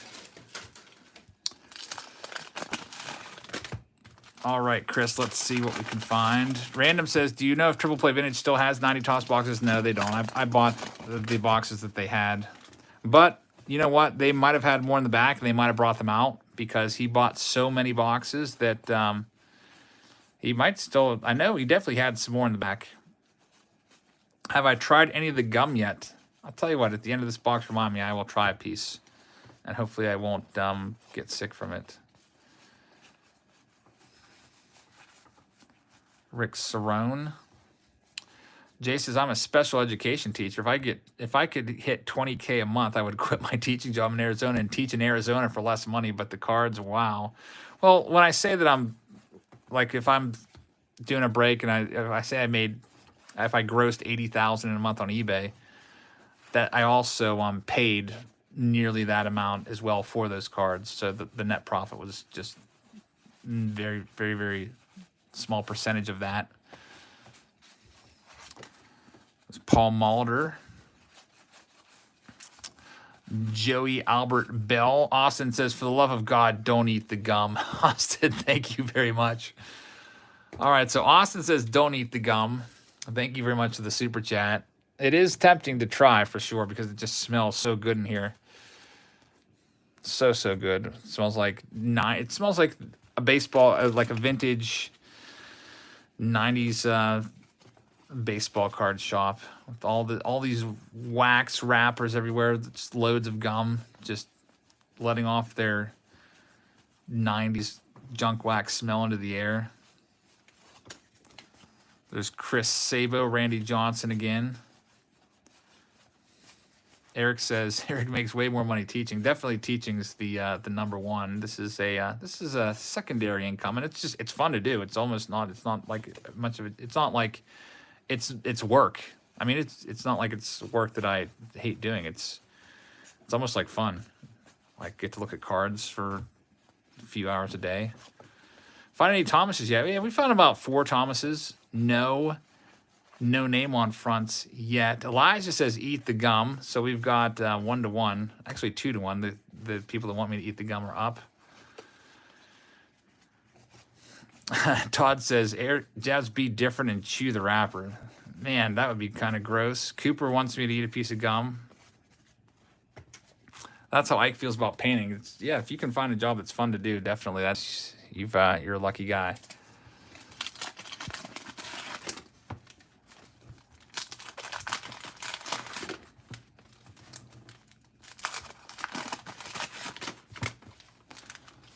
Austin says, my super chat trumps all opinions unless someone could top it as a rebuttal for do not eat the gum. It's pretty 50-50 right now for eating a piece of gum. I actually did a video once where I opened up a box of like 1988 tops and I ate the gum. And then one of the pranksters of my class, who's long since graduated, this was like 4 or 5 years ago, he printed out pictures of me, of my terrible reaction, like just my terrible bitter face, and he like hung them up around school. So I took the video down. I was like, I don't need anyone else doing that. Just like me making this awful face of just.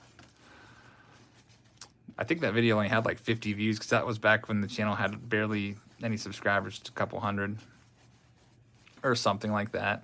There's Dave Clark. I still remember his collision with Jacob Brumfield, one of the most nasty collisions I ever saw. What happened to John O. Austin? Did he get sick from eating the gum? Obsessed Collector says, I've eaten over 40 pieces. I am okay. Yeah, Mike Joey Bell. That's his rookie card. Tom says, did I miss a no-name yet? Hey, Tom, how's it going? Just thinking about you the other day, wondering how you're doing. And nope, no names yet. We've pulled about 4 Frank Thomases, though. There's Randy Johnson. Always follows Chris Sabo, it seems. Fred Lynn. There's Harold Baines, Rick Russell, Robbie Alomar. He was suffering the second half after like 20 pieces. If I ate a piece of gum, it would just be 1 piece probably. Todd says, please don't eat the gum. We don't need a zombie outbreak. At worst, the only thing that would probably happen is I just start coughing and have to keep. I did bring a bottle of water somewhere in here. Then he says, I bet this set has the most Hall of Famers in it. Yeah, there's definitely kind of like a convergence of the stars from the 70s and 80s that played into the early 90s. Guys like George Brett, Robin Yount, Nolan Ryan, Eddie Murray, all those guys that had rookies in the 70s that are also in this, and the guys just starting their career that are Hall of Famers. So there's a ton of Hall of Famers in this set.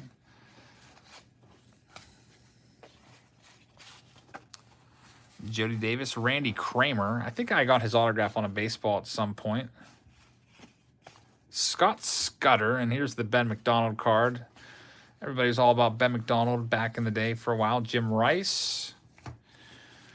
Well, looks like you might be right. Whoever said 0 Frank Thomases, I don't think we have one in this box, unfortunately.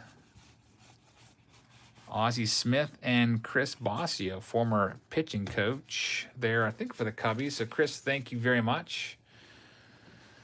Get these put away. And coming up next to bat is going to be Freddie. Best of luck to you, Freddie, in spot number 5. Let's see what we can find for you. Eric says that Eric Anthony used to be hot. Yeah, former Astros outfielder. I remember that.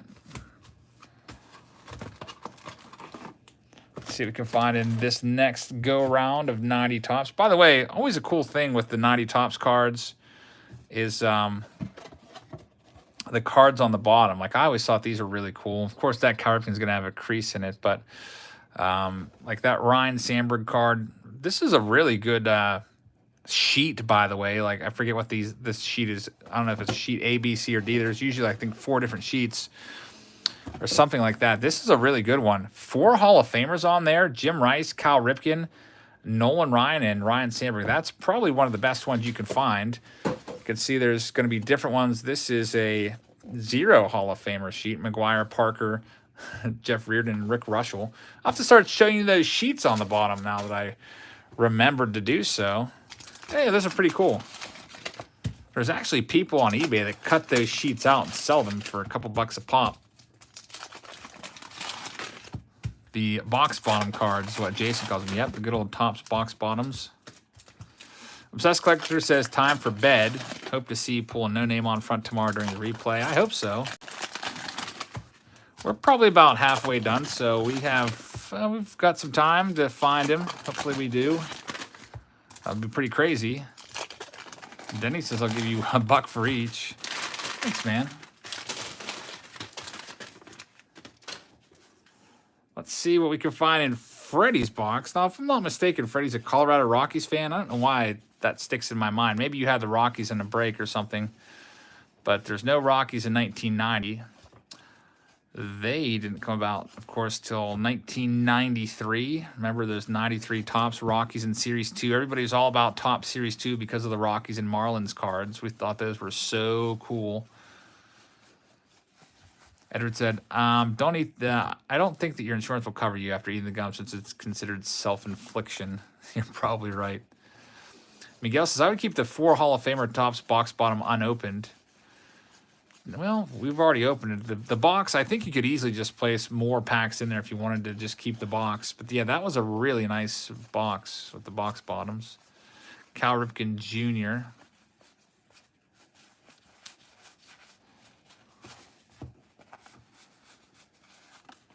Got Joe McGrain, had a great season in '89. I think he had like a 218 earned run average that year or something crazy like that.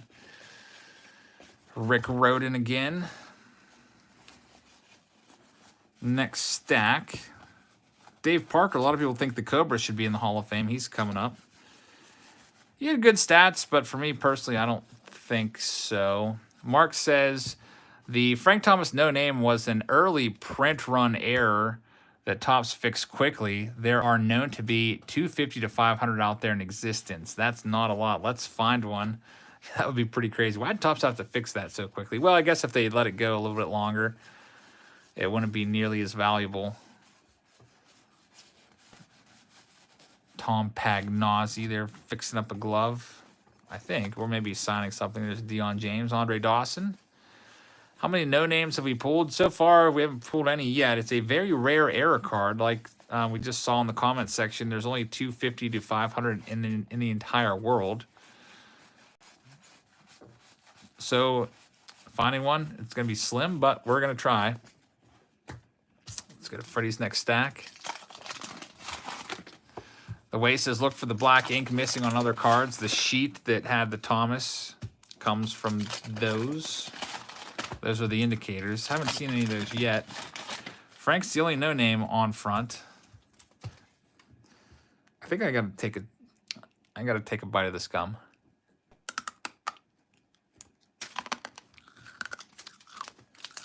I just had to do it. It's just the smell of the gum in here is just,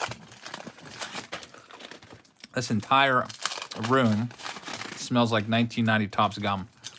And as you know, that's a really good smell.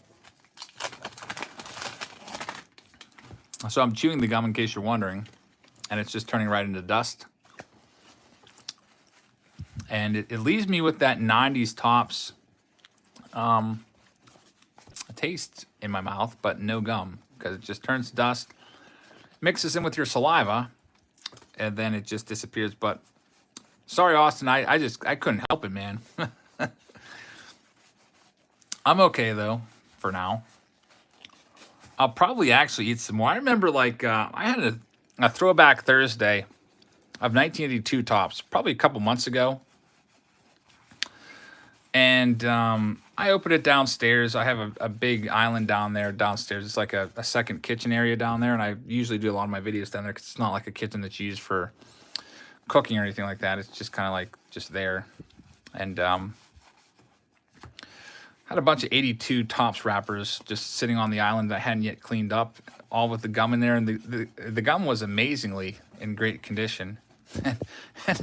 And I went back like days later and I ate the gum. And look at this. We have the Kurt Schilling, who always, it seems, is followed by Frank Thomas. So, Freddie, congratulations. You pulled the Thomas. Let's check out the corners of it. Very nice one. Of course, we would like to see his name not on there. But as you can see, his name is clearly on it. So we got a Thomas in that box. So far, from every box, we've pulled at least 1 or 0. One of them has had 0. But all the other ones have had at least 1. That's the way it goes with 540 cards in a box.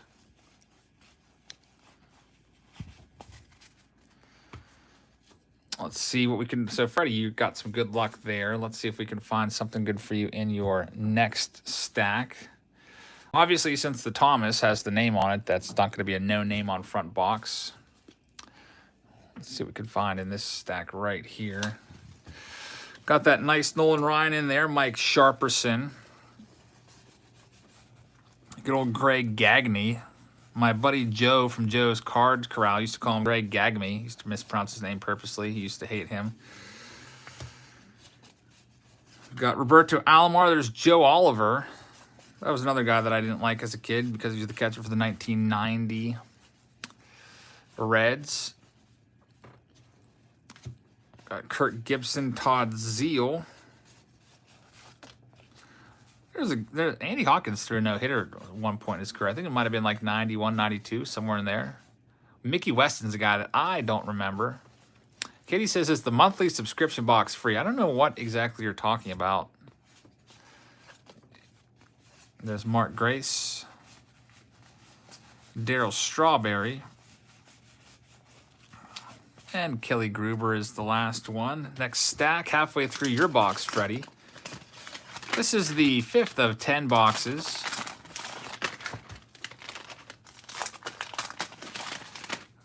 Todd says, Jabs, Joe and your bro are subs of mine. I got to make sure I'm subscribed. I don't know if I am or not, but I probably am not yet at this point. So, Heather, you got to make sure I subscribe to Todd. Have I ever pulled the 89 Ripken what's called Obscenity Error card? Nope, haven't pulled that out of a pack. I've bought that card several times, but I think I might have like 2 or 3 of it in my collection, but never have actually pulled one. I'd like to. That'd be pretty cool. I actually did a Throwback Thursday at one point where I did some boxes that were almost guaranteed to have it, but they didn't have them in there, which was really, really disappointing. I guess so some of the boxes that came from this seller had them and some didn't. Whiteout variant is the hardest one to find of the Billy Ripken. That is a tough one. There's so many different variants. East LOS. Lo says, I'm a pre-1,000 subscriber. That's pretty awesome, man. Early subscriber. Thank you very much for being a long time. I wonder if I could go back and find out who were my first ever 10 subscribers. That'd be pretty cool. Robin Ventura. Todd says, the price of 89 Fleer has gone way up. Yeah, I saw boxes of 89 Fleer at the card store where I bought these cards at. They were $60 a box. There's the Larry Walker rookie card to go with your Frank Thomas and Kurt Schilling. Jason subscribed when we were back around 24K. Glad to have you still here, man. I really appreciate that. Colby Lee says, the breakdown odds I saw, the no name on front, you'd have to spend $110K on 90 tops and open 8 hours a day for 366 days straight to pull it. Colby, thank you very much. Is that a challenge, Colby? I wonder if I could sit down and open that much 90 tops. That's a whole lot of 90 tops, but it would definitely be interesting. We probably go in like autopilot mode and be more or less just hanging out talking about cards the whole time. Probably just zip right by the Frank Thomas no name on front after 360 days of looking for it. There's Jeff Brantley. He's a nice announcer with the Cincinnati Reds. That's what it's like, finding a needle in a haystack. Let's go into your next Joe Orsolak, former Pirate and Oriole, coming up. Well, if you can find a Frank Thomas PSA 10, like I guess there's the Canseco $400,000 card, but I don't know if it's worth opening that much for that long, but it would definitely be very interesting. Instead of my room smelling like 1990s gum, the entire neighborhood would just, there'd be a whole like cloud of like 90s gum dust. Could probably smell it from a mile away. Jeff is called the Cowboy here in Cincinnati. Yeah, I always listen to your broadcast there on the way back from Cincinnati. I used to go to Cincinnati quite often to go to your games. I like Great American Ballpark. I would say I would head out there probably like 6 to 10 times a year. It was about a 4.5 hour drive for me back when I lived in the Pittsburgh area. Now I'm more farther east, probably closer to 5 hours now. Cooper, thank you very much. Thanks for the kind words. Says Jabs is the GOAT. Hope we can find that Thomas. We'll probably do one more wax after this and then go back into the racks. John Costello, Will Clark, Sandy Alomar. There's the Neon Deion Sanders again. Constipated says, the day that 89 Flair made it to Nevada, I bought 26 packs and pulled 17 FF Ripkins. That's crazy. How about that for some good luck? Some people speculated that Fleer might have known about that and just let it go on purpose just to have a bunch of hype and sell a lot of product, which could be a possibility. How does that not get caught by an editor who's designing the cards? Freddie says Royals and Rockies are his teams. All right, well, we can't get you any Rockies out of this, but we can get you some Royals, including George Brett. It's Kevin Mitchell, Andre Dawson, and good old Sandy Koufax, their Hall of Famer, despite only pitching about 10 years in the big leagues. WX says George Bush Sr., yeah. He was in here, but not in packs. I think they made like a special 100-card set just for him, and a couple of them made their way out of the White House. CLXGE says, what's so special about the Frank Thomas card? Well, it's a very, very rare error card. It's missing his name. It's just a blank box where his name is. And it's really tough to find, and it's very, very valuable. A PSA 10 is listed on eBay for over $400,000. A PSA 6, which is a pretty crappy condition for 1990 tops, just sold for $4,000 2 days ago on eBay. So it is a valuable card, and we are trying ever so hard to find it. We have our second Larry Walker rookie card for Freddie. So if you like, you got to like Larry Walker since you love your Rockies. Austin says that Bush was an All-American at Yale and got to meet Babe Ruth. That's pretty awesome. I didn't know he was quite the accomplished baseball player in college. I think he might have been a first baseman or something like that. That's pretty awesome. He got to meet Babe Ruth. Yeah, George Bush passing away. What was that? Like early 2020? George Bush Sr. Just another guy to add to the 2020 list. All right, Freddie, that's your box, man. Thank you very much. Congrats on the rookie cards. We'll do another wax, then we'll get back into the rack packs. Tim M's up right now. Tim, thank you very much. He was in here earlier. Let's see what we can find for you. I almost went to grab my box cutter because I'm so used to using it to open boxes. Thank you, Katie. I really appreciate that. It says, you're the best YouTuber ever. You should have at least 1 million subscribers because you work so hard and post every day. Spend your time and money to bring us content. I really appreciate that. I'm just glad that you guys are watching. I really appreciate you spending the time to watch. Without you guys watching, then wouldn't have the motivation to keep bringing you videos all the time. Well, I'd still bring you videos, but you guys say that you watch these every day, so I'd like to make them for you every day. It's very humbling to hear people say that they just really enjoy the videos, so thank you very, very much. All right, Tim, let's see what we can find for you. Tim lives up there in the Seattle area, so let's see if we can find you a Griffey. But first and foremost, we need to find the Frank Thomas. Cardboard Junkie says, all right, I'm going to go look in my closet and see if I have one of these boxes to open. I wonder how many people are opening 1990 Topps along with us, or will be opening these soon after seeing this one. Hey, you got Sammy Sosa rookie card. A little bit of wax on the back, but there he is, so we'll get that one sleeved up for you. Any no names yet? Not yet. That's a tough card to pull. We'll keep trying. All right, there's a Dennis Lamp.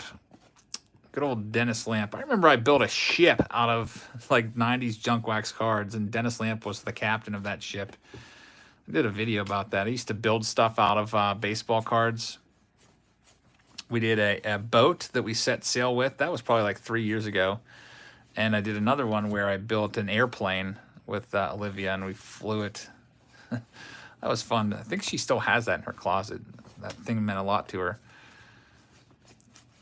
Bobby Bowe. There's a Julio Franco. Sammy Sosa rookie card again. So back-to-back Sosas within the span of a couple packs there. So, Tim, that's pretty nice. Salty Pepper says, my brother did the same thing with the sled. Yeah, I saw he did that a couple weeks ago.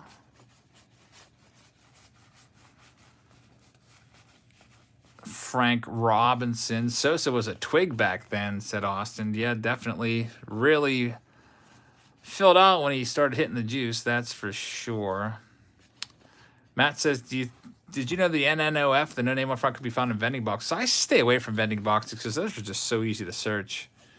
Unless it was like a sealed case, that's the only way that I would even consider buying it, because the vending boxes, it's just like a 500 count box. You can just open it up. It's not sealed or anything like that. Nothing's in packs. Unless it was authenticated by Baseball Card Exchange, it's coming from a sealed case, I would stay away. Andrew, we haven't found it yet. We're going to keep on trying. Next stack for Tim. Yeah, the Naughty Topps is that is my favorite of his rookie cards for sure. Hunter got an Eric Thames short print from 17 Series 2. Nice. It's always nice to find error cards for sure. There's the Bernie Williams. That's his rookie card. Bernie had a nice career. Fell off the ballot right away. What's the purpose of vending boxes? I believe it was just to for, I guess, card stores and collectors, just to get cards to populate their shelves, their inventory, put together sets. The nice thing about vending boxes, though, from the era is you're not going to get any gum stains or wax stains on any of the cards. So if you can get them, there's the Griffey for you, Tim. Nice one right there. Ken Griffey Jr. That's the 1+, but they are super easy to search. Like if I just saw just a box of this sitting on the shelves, I would not even think twice about buying it. What's the most popular error card? Well, this is one of them, Smooth Surface. The Billy Ripken error card with the swear word on the bat is also quite popular from this era. Adam says, I run a channel where I interview people. You would be a great human interest project.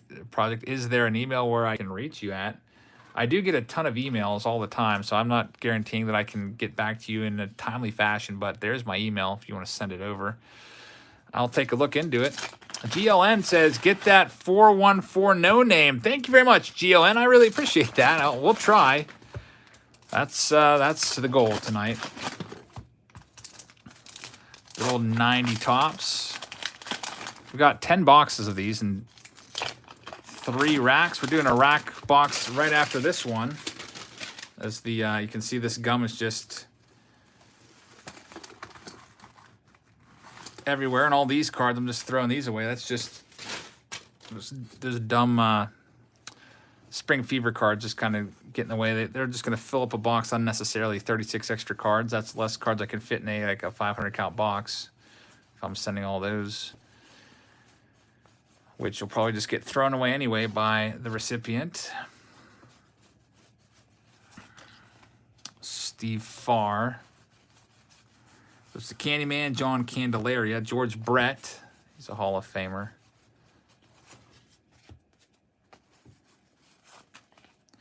There's Mookie Wilson.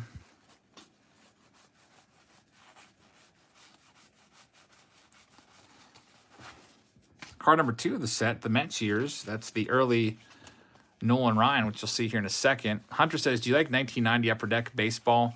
I don't mind it. I hate opening 90 Upper Deck, though. Like, I literally hate opening 90 Upper Deck. Like, 90, 91, 92 Upper Deck. The reason I hate it is because every card is, like, flipped upside down in every which way, and you literally have to take, like, each card off and, like, move it around and reorient it to show it on the screen. It's just very annoying to me. Yep, this is the first time we've done 1990 Topps in 2 years. I did a video 2.5 years ago of 90 Topps sellers looking for the no name on front, and it's been a while, so I figured why not try it again. When I saw all of this 90 Topps at the card store, I was just, let's pick it all up and see what happens. Mitch Webster, Ryan Sandberg. There's Ken Griffey Jr., so Tim gets 2 Griffeys so far. He has 2 Sosas, 2 Griffeys, no Thomases yet. Sitting pretty with still half the box left, though. Pretty darn good box so far for Tim. By the way, again, got to check his channel out. He's coming out with a new mystery product, searching for a very valuable numbered out of 10 Griffey autograph card. Dave Dravecki, really kind of a bittersweet story there. Had to have his pitching arm amputated. Andrew says, are you left-handed? I'm guessing you aren't. Would you believe that I'm not? I'm right-handed. I throw right. I bat right. I pretty much do everything right. But for some reason, I open my cards, I guess, the opposite way. Is that why you said, are you left-handed? Because I shuffle them into my left hand. I noticed that my brother goes the opposite way whenever he opens his packs and shuffles his cards. And if I tried to go the opposite way, I can't do it. I'll show you what I mean here in a second. Let me open some more cards and I'll get to it.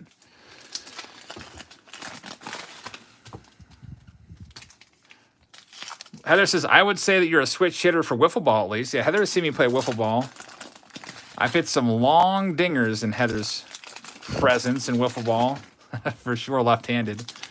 I don't think I have a very smooth swing left-handed, but my dad would always force me to bat left-handed when we played wiffle ball because he said that if you bat right-handed wiffle ball, it's going to screw up your swing. And I saw firsthand as a former player that my swing definitely was screwed up if I would bat right-handed and then go to play in a baseball game. The timing would be all off. So, yeah, I can bat left-handed, but I don't think I'm very good at it. But thanks, Heather. All right, Tim, let's do your next stack. I'm going to try to do what I was talking about earlier with these now. I can't.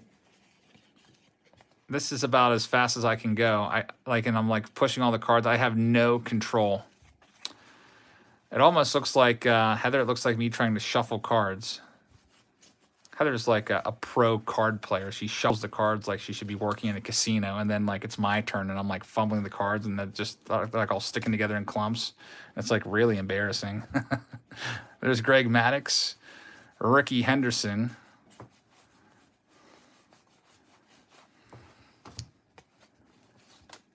Got Luis Quinones there, Luis Polonia Quinones. Have you heard about the David Arias rookie card from 97 Flair? Yeah, that's David Ortiz. He was originally known by David Arias when he first came up into the big leagues. Then changed his name to David Ortiz not long after that. Rafael Ramirez. There's Robin Ventura. That's his second-year card. His rookie card is 89 Topps, #1 draft pick card. Here comes the Kurt Schilling, first Topps card. After Joe McGrain. Yeah, there it is. 218 earned run average, just like I said in 88. Great year. There he is, Frank Thomas. We should have known he was coming up. He always follows Kurt Schilling. And Tim, you got 2 Griffeys, 2 Sosas. Now you have a Frank Thomas on the ledger as well. Probably the best box so far. Constipated. I did not hear that. That's sad news for sure. Ryan Sandberg. Bernie Williams rookie card. A little bit of white on that corner. It's probably the last card in the box. We'll still sleeve it up for you. Rob Dibble. Probably heading back out to Ohio this weekend to maybe hit up another card store. We'll see. If anyone has any other great card stores around the Cleveland area, that's only about a 2.5-hour drive for me. Let me know. At Triple Play Vintage. But there's probably some holes in the wall store that I just haven't heard of yet that just are under the radar. I might put a little feeler out there on the community tab later on. B&B Sports Card, says Griffin. Where's that one at? Is that near the Cleveland, Northern Ohio area? I don't want to drive too far. Mike says that his first ever cards were 89 tops. Mine as well. Colin's got some great stores in Southeast PA. Westlake. Heather, do you know where Westlake is? Heather is a Ohio native, so she probably knows all that. Sauce says that Topps is 8 from 89. It's such an underrated set. Yeah, it is a nice set for sure. Doesn't get a lot of respect. A lot of great rookies in that set as well. That was the set that got me collecting. Gonna finish up Tim's stack now. Really good box, Tim.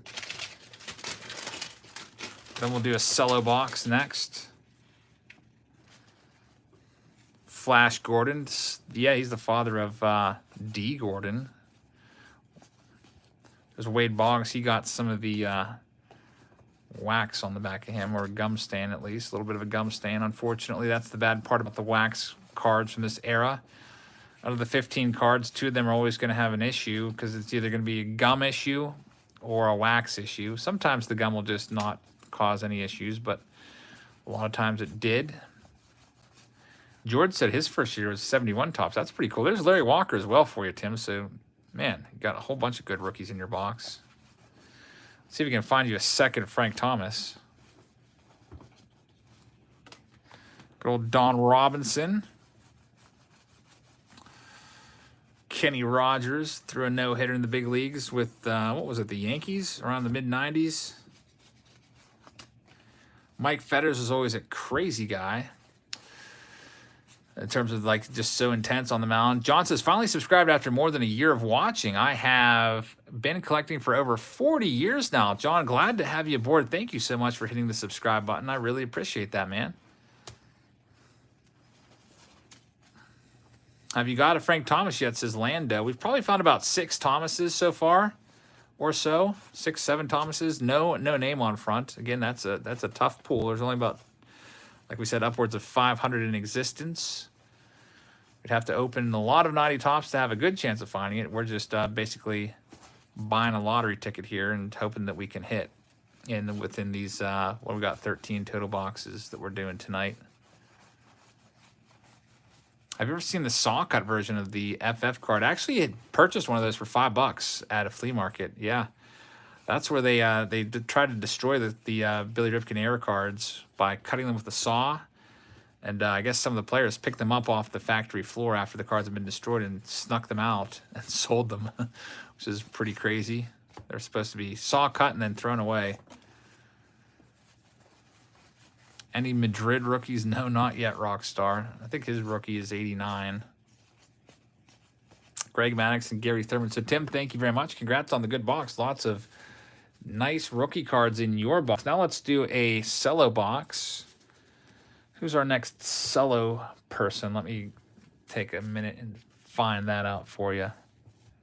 It's going to be Clinton. So, Clinton, let's see what we can find for you in box number 2 of our rack selection. Gets these things out of the way. All right, here we go. Box number 2 from the rack. These rack boxes were $50 at the store. As you can see right there. 24 packs once again.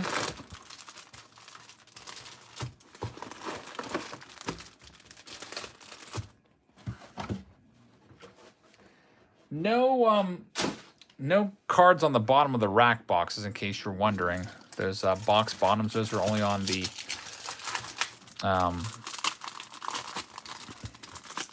wax. All right, Clinton, hopefully we can find you something good in here. I'll probably do a couple packs at a time. Pete says, how many no-name on front Thomases have you pulled?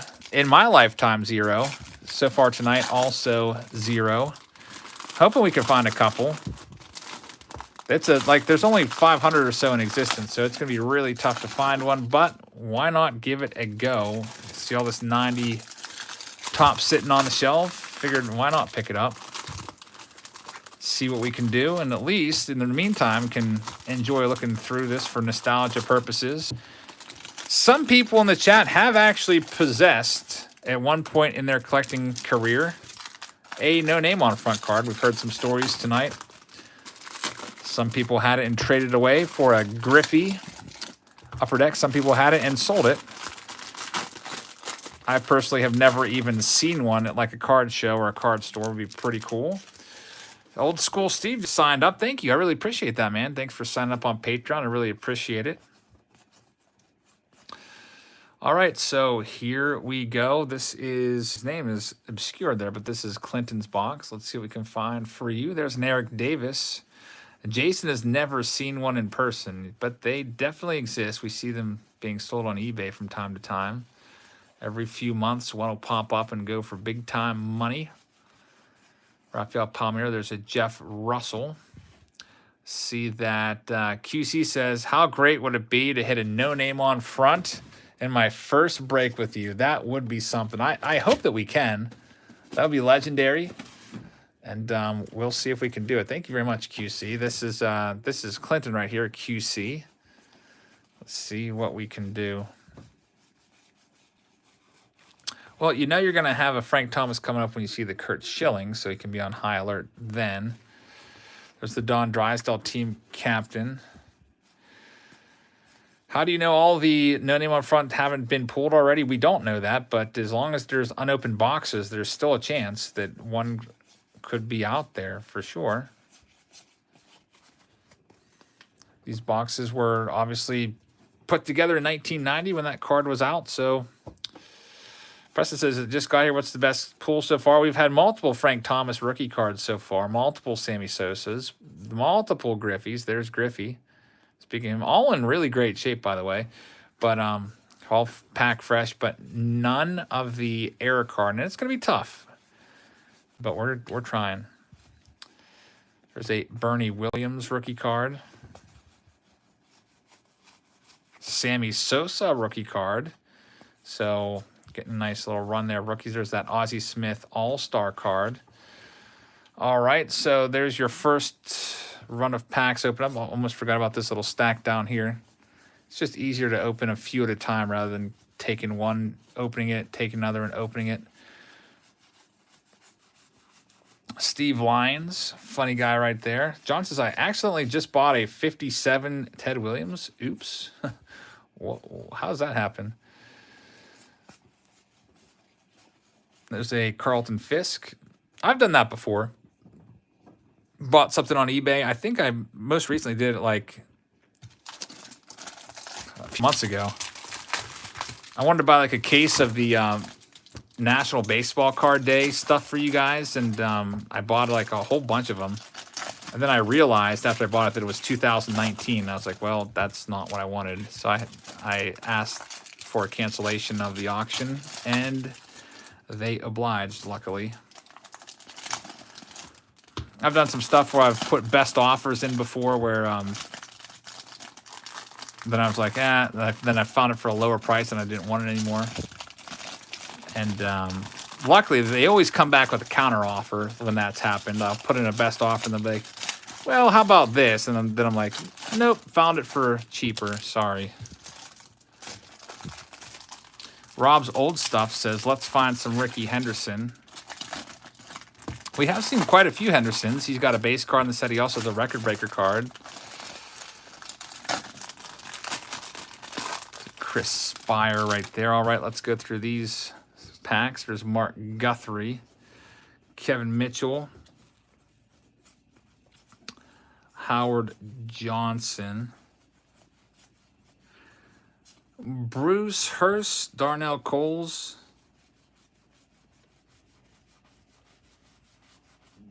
There's a Mark McGuire, Roger Clemens.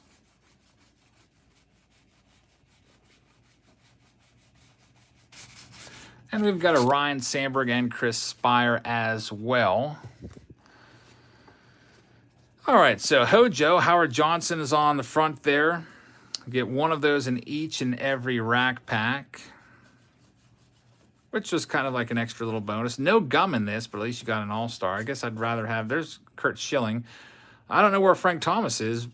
In the rack packs, maybe they're collated a little bit differently, or maybe that was the last card of the pack, and we'll be seeing the Thomas a little bit later on in the box. In the wax, it seems like Thomas always follows Schilling, who, by the way, is close to being inducted into the Hall of Fame this year, but probably is going to come up just ever so short, it looks like. Kind of a shame. That's going to really make for an interesting Hall of Fame ballot next year.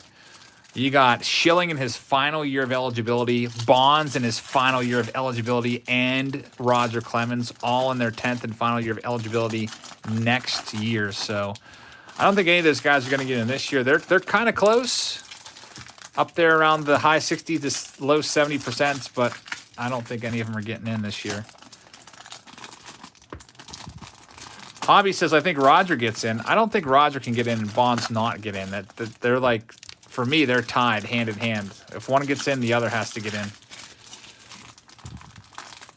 Babyface Kurt Schilling.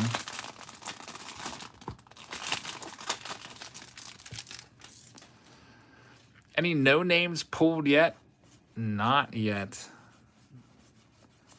Sean Hilligus, I don't know why that card always stands out to me. I feel like because we would go to this one flea market and there would only be Sean Hilligus cards for like 50 cents to $1 a piece. I'm like, why is Sean Hilligus $1?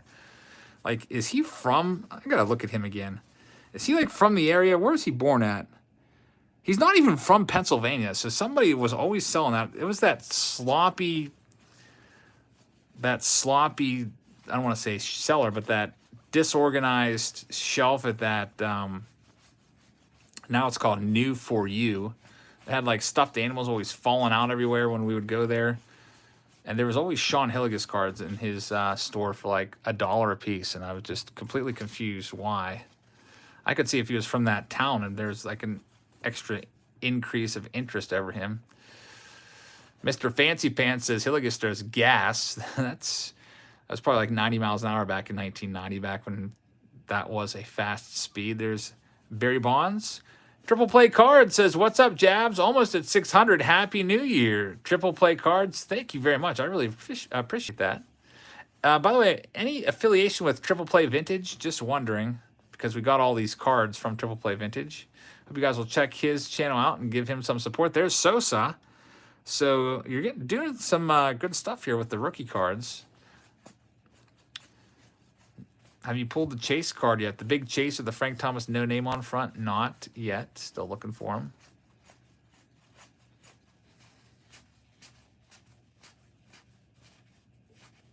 And there's Joe Orsolak. All right, we're about halfway through your box, Clinton. Let's see if we can find some other stuff for you. By other stuff, I mean the Frank Thomas no name on front. Heather's got the link to Triple Play Cards. Thank you, Heather, for dropping the link. We have not yet found it. We are still searching. Hopefully we will find it. There's a Jim Gott. Nice one right there. If you like Jim Gott.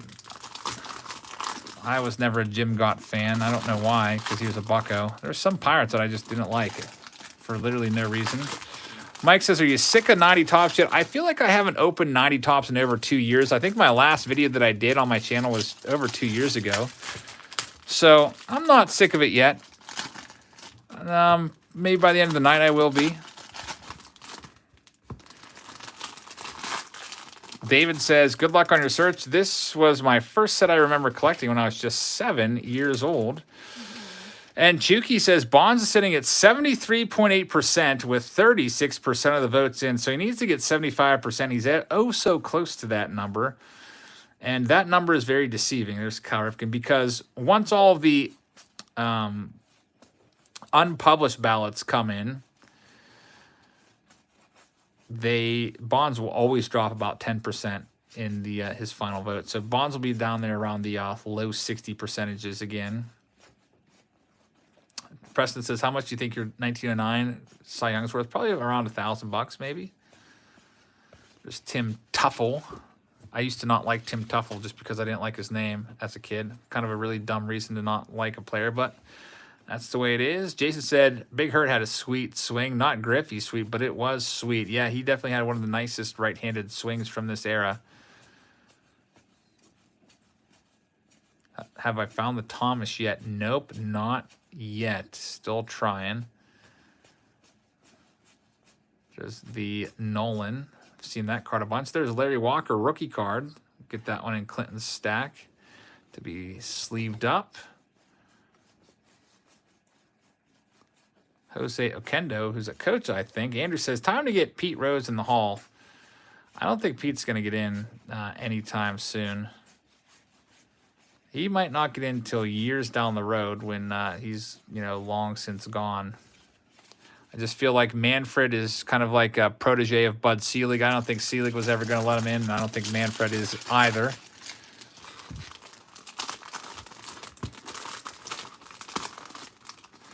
Jason says Bonds won't get in until the Veterans Committee. I bet you, I don't know. That's a tough call. It's going to be really tough. Maybe he gets in next year. Next year's his best chance. I don't think the Veterans Committee is going to put him in. I feel like half of the old timers, if not more, hate Barry Bonds because they see him as a cheating the game. So I think if Bonds doesn't get in this year, he may not get in at all. Or not this year, next year, in his final year of eligibility. I would vote for him.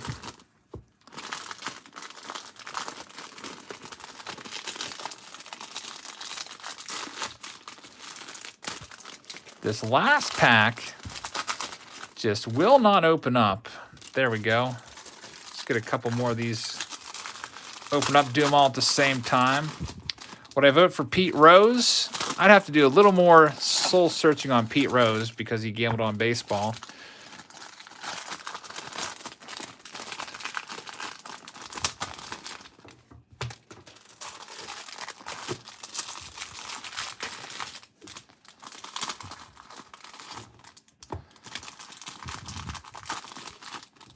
All right, we'll start running through your cards after this one.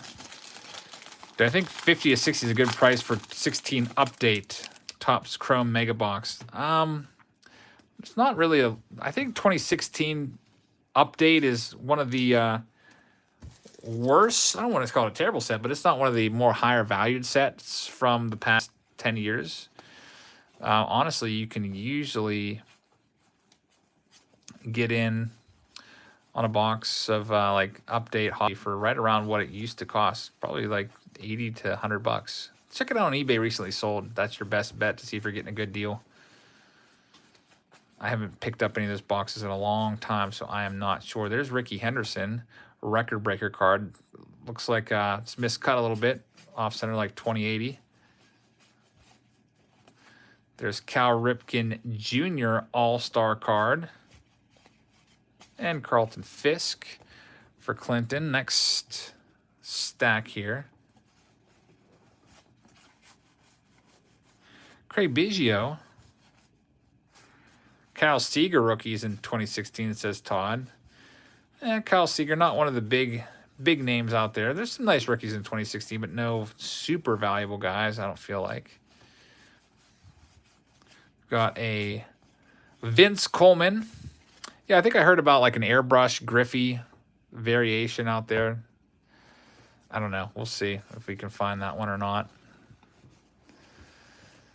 I don't know if that's an actual thing or if it's just people trying to make a card more valuable by creating a little fake air about it. Maybe some people even call it the scab card. I thought every picture had that scab on there. Sandy Koufax. There's Wade Boggs. Elijah said, "Are you a fan of Pittsburgh?" I do like the Pirates. I mean, I'm a Pirates fan. I don't like what's been going on there for the past couple years. Cheapness and the ownership and the front office, terrible job. But I grew up a Pirates fan, and I still wear my Pirates memorabilia / sweatshirts and stuff like that on a regular basis.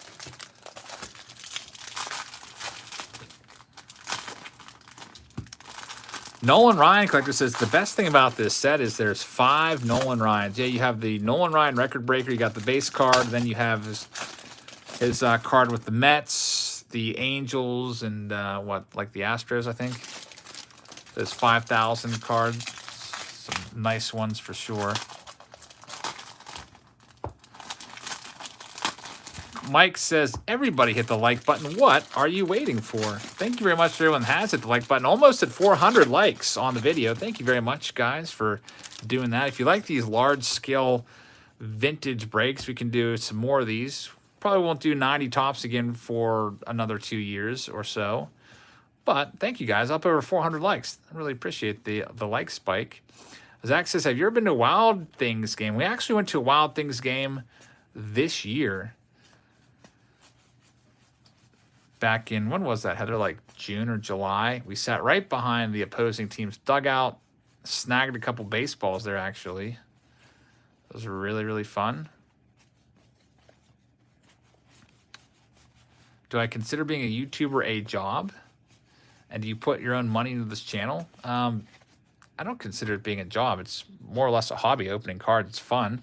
Do I put my own money into the channel? I guess definitely, because I'm constantly buying supplies and using my car to go to card stores and driving to Ohio and here and there and everywhere looking for stuff for the channel. So definitely put a lot of the own money into the channel. There's Bernie Williams rookie card. Picked up about $100 worth of tape today at Walmart, as Heather can attest to. I think it was, what was the total, like $132. Bought a whole bunch of tape. I go through packaging tape like crazy.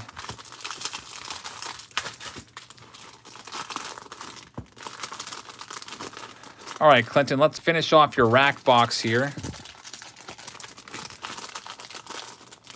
and see what we can find.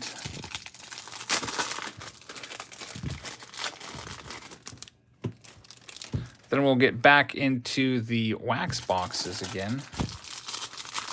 Is this card real, says Card King. It is real. We just haven't found it tonight. It's a tough pull. But that's why it's a huge chase card. Todd says, if you haven't liked the video yet, it will take less than 5 seconds, and it helps the channel. Definitely right. It definitely helps the channel. Thank you, Todd. Colin says, we appreciate all you do for the community. I really appreciate that, man. Thank you so much for watching. What are the odds of the Frank Thomas? 1 in who knows. It's very slim. Somebody said that we'd have to open all these cards for 8 hours a day for a year to find it. So I guess we might as well start today, right? And here's your last stack, Clinton, the last rack pack. We'll go through these and see what we can find. Coming up next will be Robert with box number 7. Who do I have for the 2021 World Series? Pretty early, but I would like to see the White Sox in the World Series. I think that would be really cool. And from the National League, obviously I'd love to see the Buccos in there, but they're not going to come close. Probably going to see a team like the Dodgers are going to be competitive, of course, like they are every year. The Mets are really going to be competitive this year. But again, they're the Mets, so they always get hit with like weird things like injuries or suspensions and stuff like that. Braves obviously are going to be up there as well. From the National League Central, that's the weakest division by far. Cubs are looking down. Reds are down. Pirates are down. Brewers are meh. Probably the Cardinals are going to win the division, I guess, I would have to say, if I would if I'm just going to guess. Padres are definitely up, says Back to the Past, with their new retooled rotation headlined by Blake Snell and Yu Darvish. So it's going to be a nice race before. I would like to see the White Sox against the, I don't want to see the Cardinals in the World Series though, just because they're a division rival. Who would I like to see go against the White Sox? Padres would be nice. I would love to see that. That's what I'm going to say that I want. Padres versus White Sox. Tatis versus Luis Robert. That'll do good for your Tatis and Robert collections. Those of you that have picked up a bunch of their rookies, for sure. Chance of that happening, though, kind of slim, but it would definitely be fun. It'd be nice to see the Blue Jays surprise everybody and sneak in there. Blue Jays, a nice young team, Dave Stewart. And it's also different than seeing, like, the Dodgers in there every year. We'll see what happens. I'm wondering how many Cubs fans are going to cross over to the south side and start watching games, because the White Sox are going to be good and the Cubs are going to be mediocre, it looks like, in 2021. All right, Clinton, here's your final stack here. Let's see what we can pull out of here. Randy Johnson, Barry Bonds is in there as well.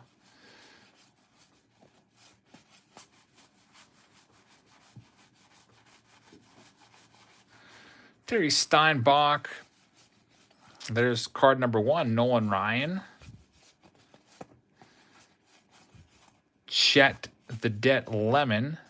And Mark McGwire is the last one. All right, so thank you very much, Clinton. Your top card, you got Bernie Williams, Larry Walker, rookie card, some Sosas, but no Frank Thomas in that rack box, surprisingly. We've opened, I don't know, maybe about 10 boxes so far, and that's only the second one to not pull a Frank Thomas. Next up, we're going to the wax side of things. Robert, you're up. Best of luck to you. Let's see what we can pull out of your wax box.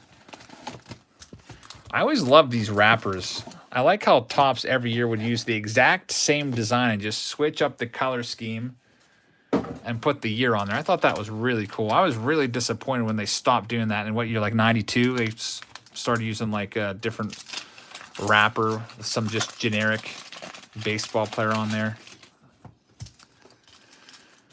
Yeah, Jonathan Stahl, the Mickey Mantle PSA 9 went for $5.2 million today. Pretty crazy stuff. That'd be cool if they would bring these wrappers back, but I doubt it. Now everything's just so different now. Eventually, we'll work our way up to Heritage. Probably about 8 more years. Heritage will be into 1980. I think 1980 was, maybe it was 81 was the first year they used this design, I think. Yeah, 81, I think. First year they used this design with the baseball on the front, with that font and everything. I feel like 80 might have been just, it's kind of similar, but not quite. All right, Robert, here we go. Let's see what we can find for you in your wax box. Over under on Frank Thomas's, I'm going to guess you get 1. Yeah, the Superfractor auto of Frank Thomas of Mike Trout has been eclipsed today. The new #1 card of all time is Mickey Mantle. Of course, that will eventually fall. All records fall eventually, it seems. There he is. Frank Thomas got 1 in like your 3rd pack. So, Robert, congratulations. A great condition. And again, his name is on there. Constipated said, I told you to watch out for those Padres. Yeah, Padres definitely going for it. I feel like they're stepping up and the White Sox are stepping up. So I wouldn't mind seeing teams that are going for it make the World Series. Jacob says, dang, I got excited. Yeah, I probably would knock the camera over just in jubilation and scream and go hoarse if we found the Frank Thomas no name on front. So I'm hoping that can happen because that would be pretty epic. There's Cito Gaston. My brother and Joe and I used to call him Cito Gaspain just because we used to do all kinds of weird stuff like that as little 9-year-old kids. 81 Topps has gained steam lately too, says Jason. Yeah, I feel like a baseball card exchange authenticated sealed box of 81 Topps is now right around $1,000 or so, which is pretty crazy. considering there's no major big rookies in there. You got, what, Kirk Gibson. Tim Raines is a nice one. Fernando Valenzuela, Mike Scioscia. But not nearly the same levels like Ricky Henderson. Jason says the 52 Mano is an iconic card, not his rookie. Yeah, technically it's not his rookie. His rookie's 51 Bowman. A lot of people mistakenly call the 52 Mano his rookie because they just think, oh, it's such a valuable Mano card, it must be his rookie. But I guess technically it's just his first Topps card, but still a really, really iconic card, an epic card for sure. All right, Robert, next stack. Let's see what we can do for you. If you find a no name on front, will you grade it? Well, I'm going to put it in a one touch, and then I'm going to send it off to whoever gets it, and it's up to them if they want to grade it or not. Hopefully, they would have it graded. I wonder how that would work. Like, how much insurance would you get on that package to send that one off? I probably wouldn't send it off. I'd probably want it graded in person. Maybe like take it to the National where PSA is and have them graded on the spot. I think PSA goes to some major shows where they'll grade for you. Jacob liked Archives from 2019. Yeah, that was a nice set. I also agree with you. I like 2019 Archives. Some good rookies in there. I like that Tatis and that Vladdy Jr. from that year. Bought a bunch of those Vladdy PSA 10s from that year. 2019 Archives. Gave my brother one of them for one of his Christmas presents. Let's flip these around. Good old Doug Strange. I feel like he's usually wearing glasses on a lot of his cards. Greg Jeffries. There's Frank DePino again.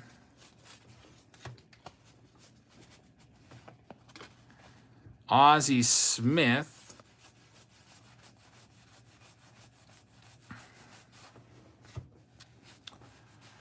Constipated said, I used to date Rennie Stennett's niece in the 90s. Really? That's pretty crazy. There's Jim Rice, Hall of Famer.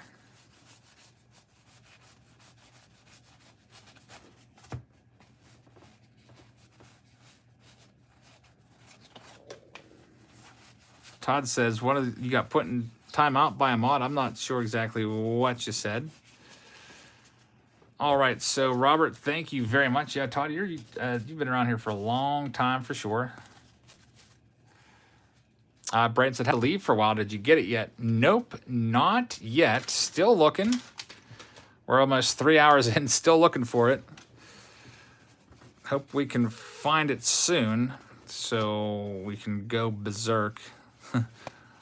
Got Randy Myers. If we find it, after I go berserk, I'd probably have to end the stream, like, not too much after. I don't know if we could top that unless we would find another one, which would be crazy. How about George Bush? That card wasn't inserted into packs ever. That was like a special gift given to George Bush. I think they made like 100 cards for him, and a couple of them somehow got stolen from the White House or something like that. I don't know, there's some story behind it. Mike Gallego. There's Fred Lynn, Nolan Ryan, Robbie Alomar.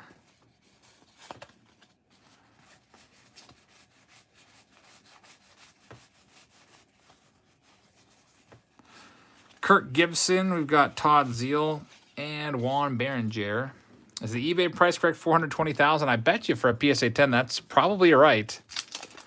Somewhere in there. A PSA 6 goes for $4,000. And a PSA 6 of Mantle is probably, what's a PSA 6 of Mantle, like $90,000 or $100,000? So a PSA 9 of Mantle went for $5.2 million. I could see there's kind of an exponential increase if you go up those grades, especially into the higher ones. How much in total did you spend on all of this? Well, I spent $35 a box. I got 10 boxes. That's $350, plus an additional 3 wax boxes, which were $50 a piece. So $150, $350 plus $150 is $500 that I spent on all the boxes. And factor in the price, 6% of 500 is probably an additional, what, like $30 or something like that. Not to mention what the cost of gas. So, you know, there's a Definitely, it'd be well worth it if we pulled a Frank Thomas no name on front for one of these guys for sure. Carlton Fisk, record breaker Cal Ripken Jr. Mark Eichhorn, remember him? That's another guy that Joe, my brother, and I used to make fun of. Mark Eichhorn or Eckhorn. We didn't really know how to pronounce it, but we made fun of him for no reason. Certain players we did that with. Here comes Sammy Sosa, slamming Sammy, first card. Got to check it out for wax damage. Do you think you're going to pull one? If we pull one, I will do a $1,000 giveaway of some sort of baseball box. How about that? Because the odds are against us, but that would be amazing, and we would have to celebrate like crazy. Sammy Sosa rookie card. There's the back. Looks like it's in great shape. So, Robert, you got the Bernie Williams rookie card. You got the Frank Thomas rookie card with a name on it, and you got the Sosa. I did see the Mantle sold today, $5.2 million. I almost made a video about it, but just decided not to because I feel like everyone probably already knew about it. It would just be like me telling you what you already know. I think it actually sold like a few weeks ago, but news is just breaking today of the price it sold on PWCC's website. PSA 9, $5.2 million car. That's crazy. That's more than pretty much everybody's going to make in their lifetime, I guess, in here. Crazy stuff.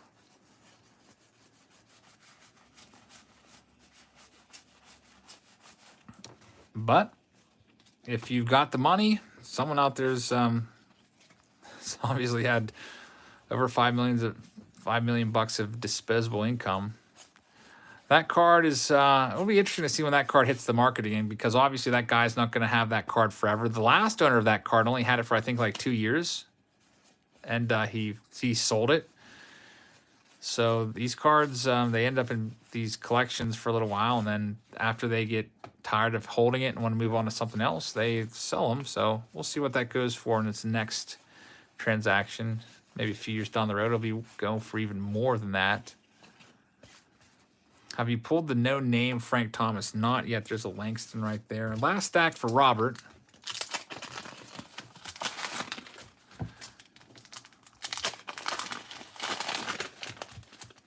Bobby Bowes on the back. They said it outsold the Wagner 8 that sold a month or so ago. Yeah, that Wagner card, the Honus Wagner 1909, that was always the card when we were growing up. It was the most valuable card that people would say, what's the most valuable card ever? And everybody would automatically know it was Honus Wagner. And now that's been surpassed by the Mickey Mantle. How about that?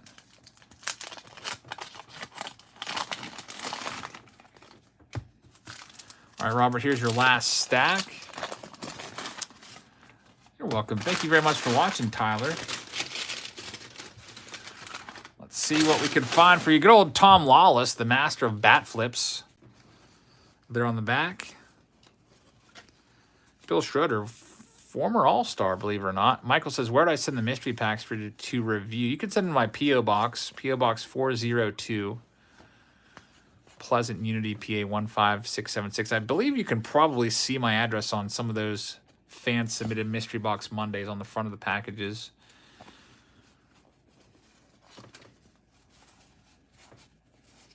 We'll probably get you, if you send it, we'll get you in your next, the next subscriber one. We typically do maybe like one of those a month because people send me them.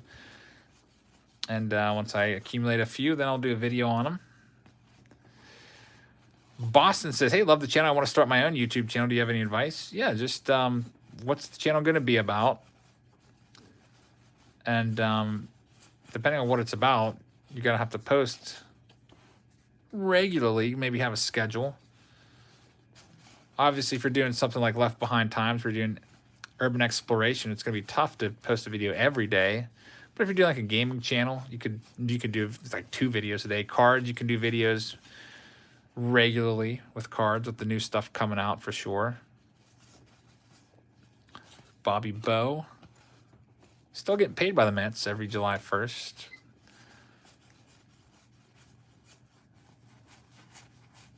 Tommy Lasorda again. Jose Oquendo. David says, is there a 51 Bowman Mantle PSA 9 out there? Well, if you go to the PSA website, you can check the population reports and see. There might be.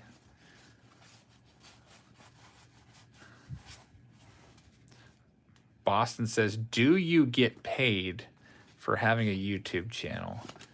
Yes, I get paid by YouTube through the ads that roll before the videos. Also, folks from time to time will donate some money, which I really appreciate that. It comes monthly from YouTube, and it's just like the ads that roll, that's just a fraction of a cent per ad, I think, something like that. But it's a secondary income that's nice to, you know, fuels me being able to buy more cards, I guess, right? There's Jeff Ballard. How do you get ads to roll, says Pack Rat. Well, if you want to get ads to roll on your channel, you have to be approved for a YouTube partnership. So you have to hit a couple benchmarks to do that. You have to have 1,000 subscribers, and you have to have accumulated 4,000 hours of watch time on your channel. Once you do that, you can apply for a partnership, and if they approve you, they will allow you to get ads on your channel. I don't pick the ads that come on the channel. It's just YouTube picks the ads. So if you see something, you're like, why did you have that ad on there? I had nothing to do with it. I don't pick the ads. Jared's up right now. He's got spot number 8. Todd Worrell, what happened to him? I think he had an injury. I don't know if it was Tommy John or a shoulder issue, but he had an injury and then just disappeared after that. But he was a pretty decent closer there for many years. All right, Jared, let's see what we can find for you and yours. Good old Derek Lilliquist there on the top. Johnny Ray. What's the most expensive card that I have? It's the Cy Young card.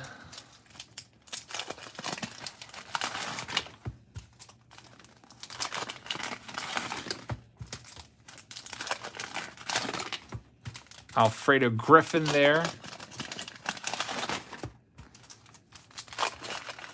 All right, Jared, you got a Barry Bonds on the back of your first stack. Now let's see how many Frank Thomases we can pull, and hopefully we can find the good one. Yeah, we were just talking about that mantle. Sold for $5.2 million, becoming the most valuable card of all time. Really cool stuff. Braden just saw that one today. Yeah, that was a really big surprise for sure. The gum looks so good, says Julio. Please take a nibble. I already took a bite earlier, but since you asked, I'll take another bite right after this stack. There's a Bernie Williams rookie card. Yeah, I haven't had dinner yet, so actually this gum is really tempting right now. Once this, it's like 10:20 at night. I haven't had dinner yet. Hey, Kurt Schilling and Frank Thomas. It has the name on it, though. Frank Thomas for Jared. Congrats on that. Not the air version that we're, yeah, on an empty stomach, too. Why not? Might as well. Starting to feel that the old fuel tank is running low. So there's Barry Bonds. All right, here you go, Julio. This one's for you, I guess. Here's the piece of gum.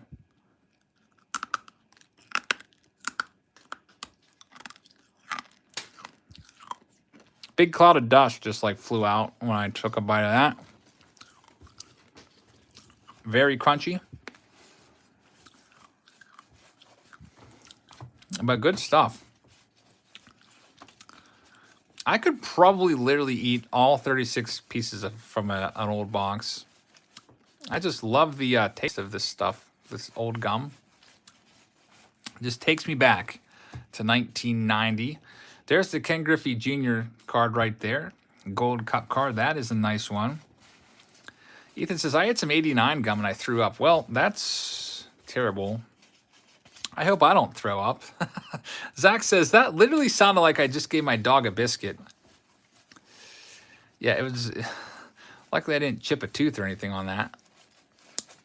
Definitely still has the taste of gum. Now, whenever you would chew the gum from 1990 Topps, if you remember, if you're lucky enough to remember eating the gum and actually having it turn to gum, It was so good. It was like the best gum ever, but the taste of the gum would only last maybe like 20 to 30 seconds, and then it would just be like a hard ball of gum in your mouth. You'd have to spit it out.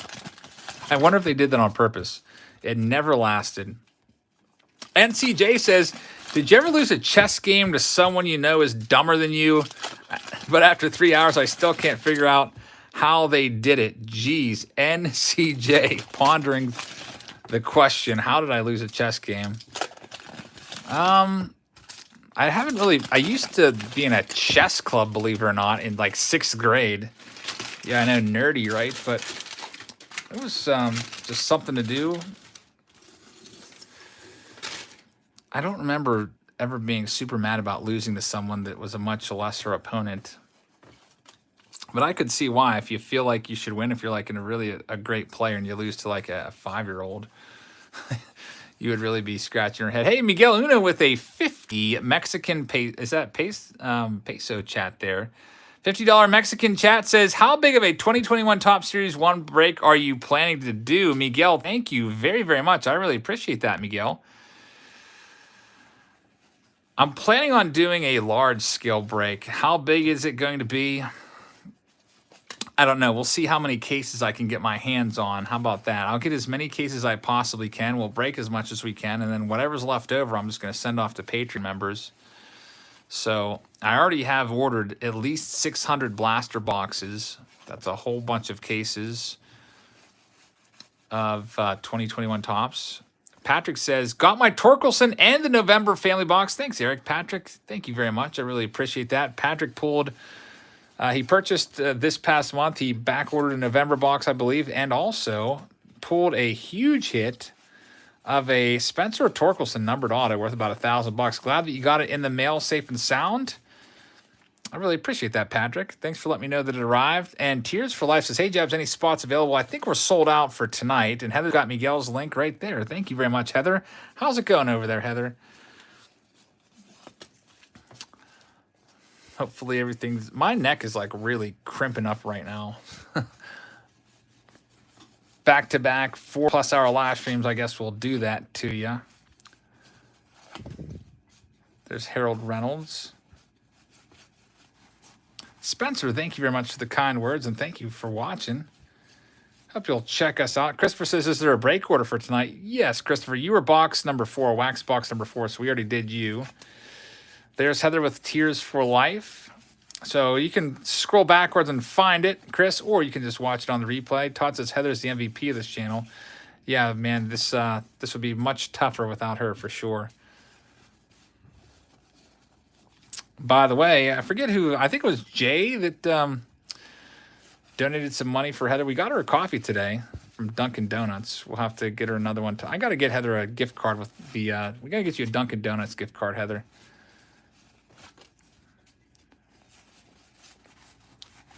I was able to somehow memorize the coffee order. Let's see if I can still do it, Heather. You think I remember? It was a medium iced coffee with 3 creams, 1 sugar, and a shot of sugar-free blueberry. Did I get it, Heather? I sat there online and practiced that for like 2 minutes before going up there so I didn't screw it up.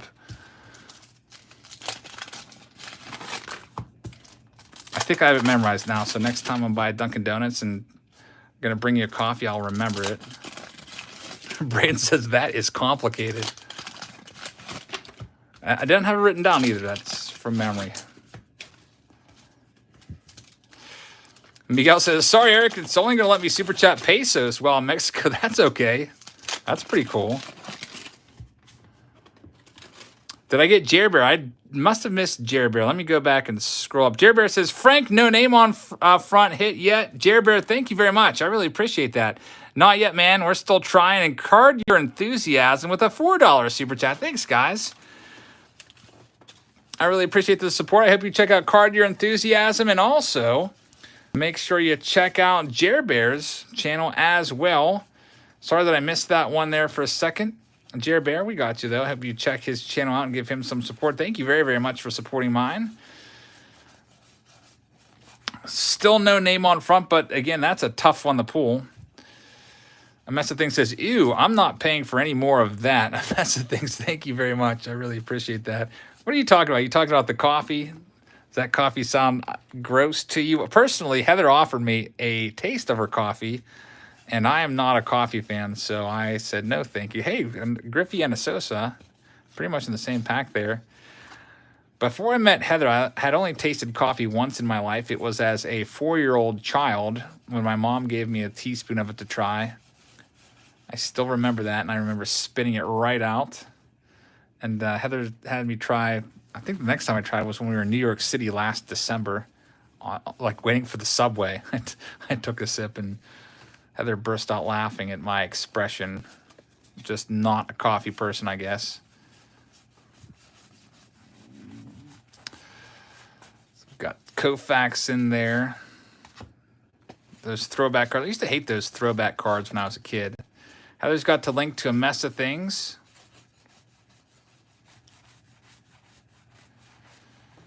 Johnny Bench. Let's flip on these cards on over. Todd says, Heather's coffee fund, she deserves it. Heather's birthday is coming up next week, so I'm going to have to give her a nice big Dunkin' Donuts card. Heather, you're going to catch me. We're both going to be the big 4-0. Big 4-0 for Heather coming up next week. Can't wait for that. Mr. Elephant says, am I still able to get a box? We're sold out for tonight. I only had a limited number of boxes. I think 10 wax boxes, 3 racks.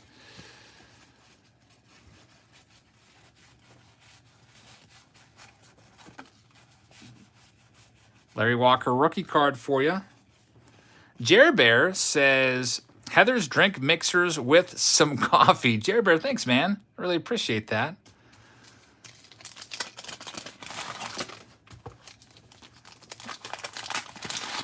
Hope you'll check out Jer Bear's channel and give him some support. Heather's got the link for Jer Bear.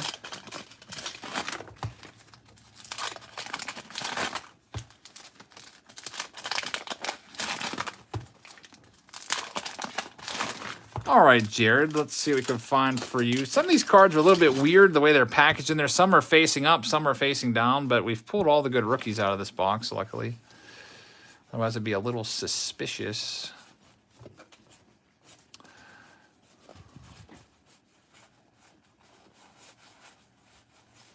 Good old Dennis Lamp again. Timeless Sorta giving a thumbs up there. We're going to miss him. Biggest Dodger fan of all time right there. Justin says, Jabs, coffee is gross. My dad made me try a cup of black coffee, but I threw it up. Gross. Well, at least now you're not going to be a coffee drinker, I guess. Some people really love it. I guess it's just not for me.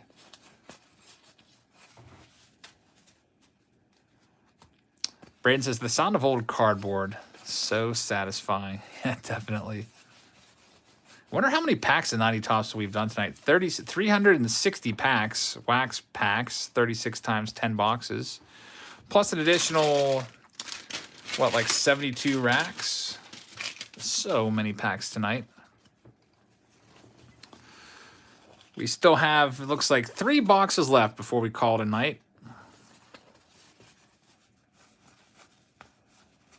Greg Olson somehow has got like a printing press crease in it. That's kind of strange. Andrew says he's going to bed. All right, Andrew, thanks for hanging out tonight. Really appreciate that. Bucky Dent. Big Dog is in the house. Says 1990 Tops is an all-time favorite design for me. 2 away from 100. Hope everyone is having a fantastic Throwback Thursday. Big Dog Pack Rips. Thank you very much. I hope you guys will check him out. Who wants to be his 100th subscriber right now? He's only 2 away. We've got 556 people watching. Just need 2 of you to get on over there and check him out. Who's going to be number 100? Let me know if you are. Eli says hot cocoa is good. Heather just made me hot chocolate yesterday. It was a mint hot chocolate. It wasn't bad. A little bit different, but still really good stuff.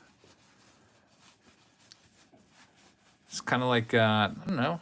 Guys, I like mint things.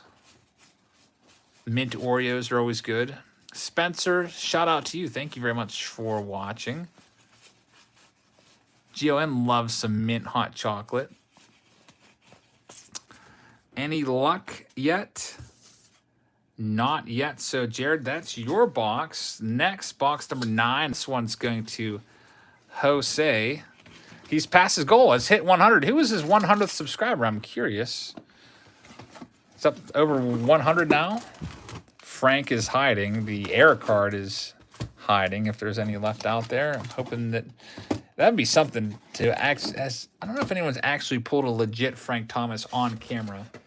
I don't know if we'd be the first to do that or not.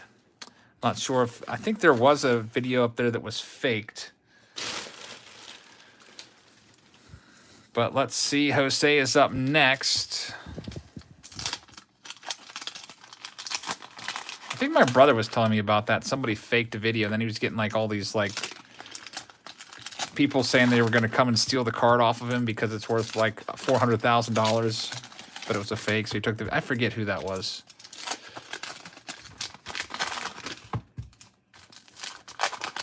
Jacob says, does anyone actually cut the cards off the bottom? I used to as a kid. I don't anymore. A Mess of Things says, crease like that may be from one of the paper roll flaws. Yeah, that was a weird crease, A Mess of Things. Definitely it was a production crease. It's not anything where like someone opened the pack and creased the card and put it back in there. Very strange stuff for sure. Definitely on the production side of things. But good thing it was to Greg Olson, not like, imagine pulling the Frank Thomas no name on front and there's a big, huge crease in it. That would be the worst. Heather's got the link to A Mess of Things right there. Zach says, I was number 100. Congratulations. Thank you very much for subbing him and giving him some support. Todd says, Jabs, there's a legitimate video of a guy pulling a Mike Trout rookie out of a Fairfield box. I think I've heard that before. Maybe that was the video that got me to go out and buy so many of them. As you remember, like 2 or 3 years ago, I went around to every Walgreens and bought every box of those. I think I had like, I don't know, just a whole sea of those boxes. I opened all of them. I did find Bryce Harper's rookie card in there, which is a pretty cool consolation prize. Big Dog Pack Rips with a 100 emoji. Thanks, man. Congrats on hitting 100 subscribers. Where'd you get your wax boxes? These ones I purchased from the card store Triple Play Vintage up in Ohio, or out in Ohio, or over in Ohio, or down in Ohio, depending on where you're located at. Let's go to Jose's next stack and see what we can find in here. Katie, thank you very much for hanging out tonight. Heather's got the link to Big Dog Pack Rips. Randy Bush.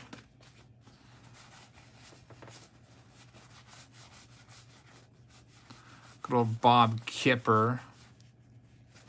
How much does a Trout rookie card go for these days? I feel like a raw Trout rookie card, not even graded, is going for over $1,000 now, which is pretty crazy. The PSA 10, last time I checked, were around $3,000, I think.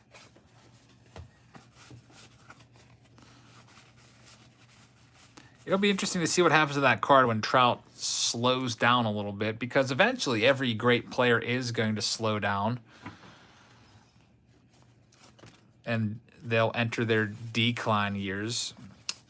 Some of us thought that Clayton Kershaw was entering his decline in 2019. He really bounced back with a nice season in 2020. Do we pull the Frank yet? Frank Thomas, no name. Haven't pulled the Frank, no name. Have pulled some Franks, but not the Frank. All right, Jose, here's your next box. Let's see what we can find in here.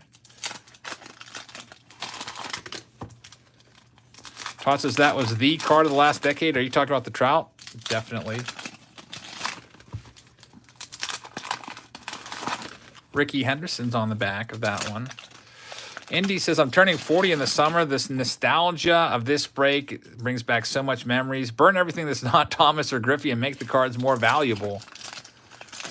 That would be one way to go about maybe increasing your prices of your cards, but I don't think that a lot of people would be able to stomach watching cards being burned.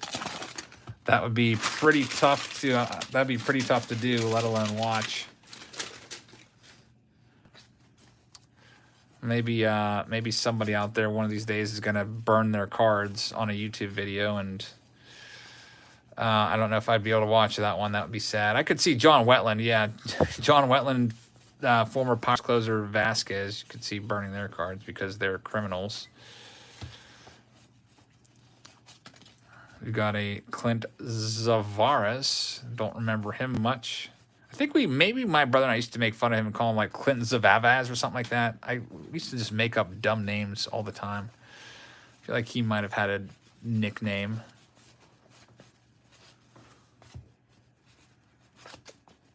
Jerbear says, the last time we started mass burning stuff, it wasn't a good era. Yeah. Let's not do that. Probably a better thing. Probably there's better ways you can go about getting rid of your cards than burning them, like donating them. Some people I've heard have used them to shred, and they've actually shredded their junk wax cards and used them as packing. There's Eddie Murray. I think I heard there was some company out there that actually used junk wax cards to make kindling for like campfires and stuff, and actually like has a bunch of customers that purchase their stuff. Leo says, hey, Jabs and Jabberwockies. Hope all is well. Thank you very much. Hope you're doing well also. Frank Thomas search still in full swing here with one more wax box and one more rack box left to go after this one.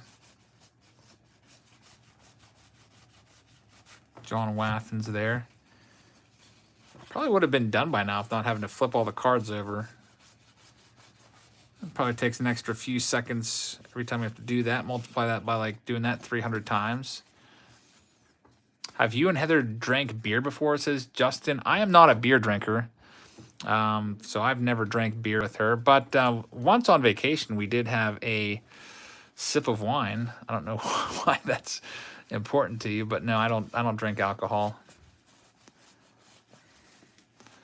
There's Glenn Davis, Nolan Ryan.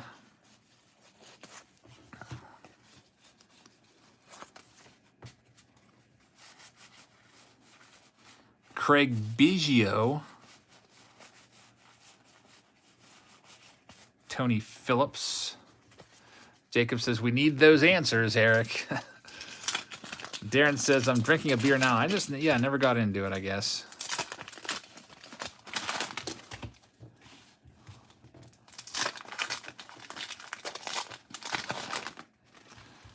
Is Leaf 2020 any good? I don't think I did Leaf 2020, so I'm not a good person to ask about that. I feel like there was some retail boxes that came out, and I just, like Leaf Draft, 2020 Leaf Draft, I just missed them. They were all scooped up at Walmart.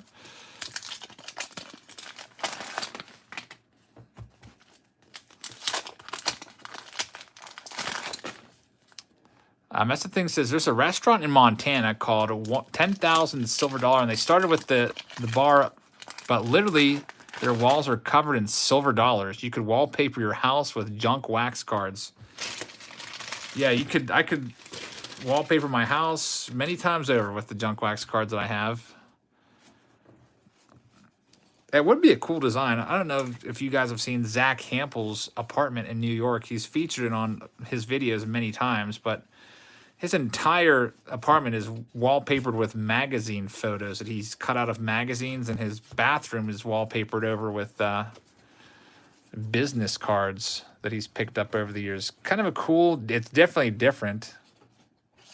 Maybe an acquired taste having all those faces on the walls, but that's definitely right in the same realm of if I would wallpaper my house with baseball cards. That'd be a tough time when it comes to sell the house and the realtor comes in to take pictures of everything. And there's nothing but baseball cards over the walls. They'd be like, you're going to have to make some changes, I think. This is only going to appeal to a very small demographic. Have you found the Thomas? We found plenty of Frank Thomases tonight, but no name on front yet. Odds of finding that again are very slim, but We're trying. There's Jeff Jackson, #1 draft pick card. Van Slyke, my favorite player back from this time frame. Whenever the Thomas pops up, he's usually following Kurt Schilling. There's Nolan Ryan, card #1 of the set. Juan Gonzalez rookie card, probably worth about $1 nowadays.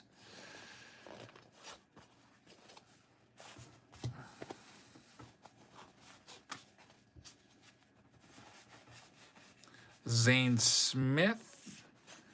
Leah says, I gave up drinking after bouncing at a strip club for 7 years. That's a long time to be doing that, for sure. Probably had your fair share of stories that you could tell us about characters that you came across during those days. There's John Wathen. Dave Dravecki. We're getting into the rack box after this one, I do believe. Kenny Williams, front office guy with the White Sox, right? All right, Jose, you've got 1 stack left. No Thomases for you yet. You did have the Griffey Gold Cup card. Let's see if we can pull you a Thomas out of this last stack. I forget what the odds of pulling that card is, just on like any card from the base set. Probably about like 60% or something like that. How many more boxes? I have 1 wax and 1 rack box left. Oh, no, I was reading somebody's. No, I was not a bouncer at a strip club. I was reading somebody else's comment. I probably should have said, like I usually do, like David says. Whoops. Heather was probably listening like, who is this guy that I'm involved with now? What? You never told me that. All right, Jose. Let's see if we can find him. There's Kevin Mitchell.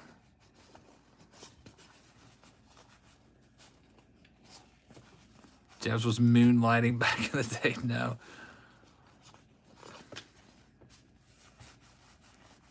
What's the story? How did the Frank Thomas get mixed up with the regular cards?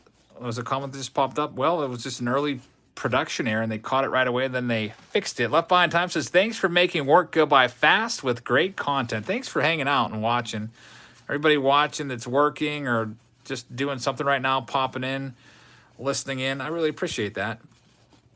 Thank you guys for hanging out. We started at 7:37. It is now 10:45. There's Larry Walker rookie cards. So we've been live for over 3 hours. Yet to find the Frank Thomas, but we have 2 boxes left to try it. Heather's got the link for Left Behind Times right there. Ryan, I'm not a fan of Wathen. I used to get trolled a lot by John Wathen fans, people sending me his cards all the time because it all started with the 1981 box that was just a complete travesty. Probably had like 50 John Wathen cards in it. The collation was awful. There's a Sammy Sosa rookie card, kind of like an issue on the bottom. Looks like you got a production issue there. Triple Play says, nice hunt, Jabs. Can we get to 600? How many do you need? How close are you? Triple Play cards trying to get to 600 subscribers. Still have over 500 people in here if you'd like to check him out. Who's going to be number 600? 546. So he needs... 54 more? Can we do that? Can we get 10% of the people in here to go over there and subscribe? We'll see. Thank you very much for the super chat. I really appreciate that. And Matthew says that he was just a 500th like on this video. Thank you very, very much for that. I really appreciate that. We're approaching almost everybody that has been here has left a like. We've had 546 people, 504 likes. Maybe we can get to the point where the likes exceed the people in here. When it gets to that point, I know that maybe I've been streaming for too long. But thank you very much. 515 likes now. Thomas says, make that 516. Thank you very much. I really appreciate that. That's going to wrap up Jose's box. So you got the Sosa rookie, the Walker rookie, no Frank Thomas rookie in that particular box. Let's go ahead and switch gears back to the rack. This one's going for Aaron. This is our final rack box of the night. Man, I'm going to need to get like a vacuum in here. Look at the, here, just a little behind the scenes. Look at this mess of, like, just powder from the gum. Gonna need to get the vacuum, get the accessories out, and just start vacuuming this tablecloth off. Sorry, Heather. This is Heather's tablecloth. She loaned it to me a year ago, and I haven't given it back yet. I just remember that, Heather. Sorry. Hopefully you didn't need it. Heather says, just throw that tablecloth in the washer. That's a good idea. I mean, the dust, the gum dust is going to turn to liquid anyway, just like when we eat it. All right, Aaron, here's your box. We got the big old rack box now. Take a quick drink here and then bust this open.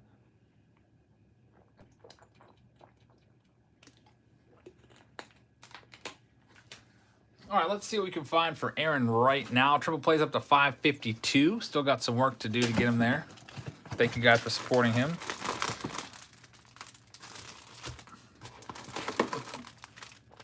All right, last rack box. We still have one wax box. We have exceeded with the likes, so 557 likes. We now have more likes than people watching, so thank you very, very much. Todd says, Jazz, my girlfriend said you should not have said Heather's age on the channel. A big no-no. I'm sorry about that, Heather. But I feel like everyone knows anyway because we went to high school together. So we graduated together. Everyone knows I'm 40, so that would mean that, you know, we're the same age. Roughly.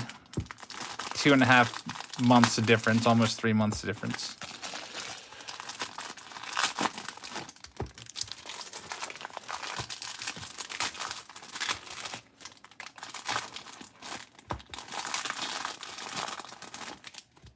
When's my birthday?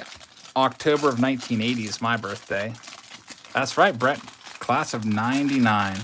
What was our song, Heather, in high school? Was it Green Day, our graduating song? Was it Time of Your Life? I think it was. Lego says, watching. Catch me up if you can. Do anyone want to watch? Lego, thank you very much. Well, we're still looking for Frank Thomas, no name on front. We're on a wax. We're on a rack box right now. We've yet to find him. How much does a no name on front go for? Well, a PSA 10 is on there for $420,000 on eBay.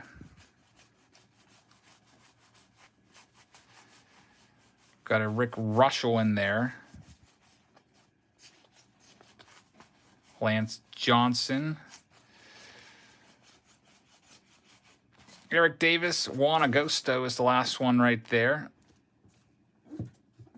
All right, let's do this next one. Ken Griffey Jr. with the gold cup card. Matthew says, do you recommend people start their own channel? I mean, sure, why not? I just recognize it's a lot of work. And the growth process is very, very slow when you're starting out. A lot of people have started channels, and then after like a year, they've given up. So it definitely takes a long, long time to you have to just like doing it for fun for the most part. If you're doing it as a job right now, it's probably not going to be fun for you.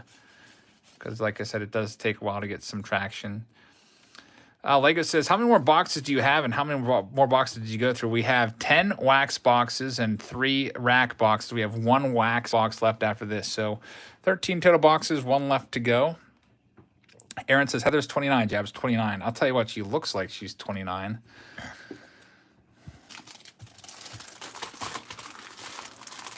All right, Aaron, let's see what we can find for you now.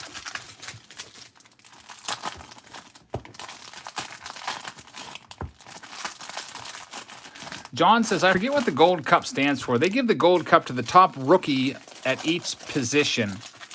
So they'll have like a first baseman rookie with the gold cup, a third baseman, which might have been Sabo, and every position, the best rookie at that position the previous year gets a gold cup. That's what that's all about.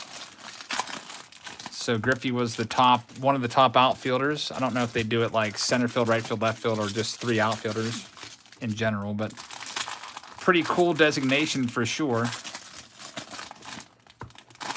The Rookie Cup from Topps. They've been doing that since, like, what, 1960 or something like that? I think they started that. I want to say they started that in 60.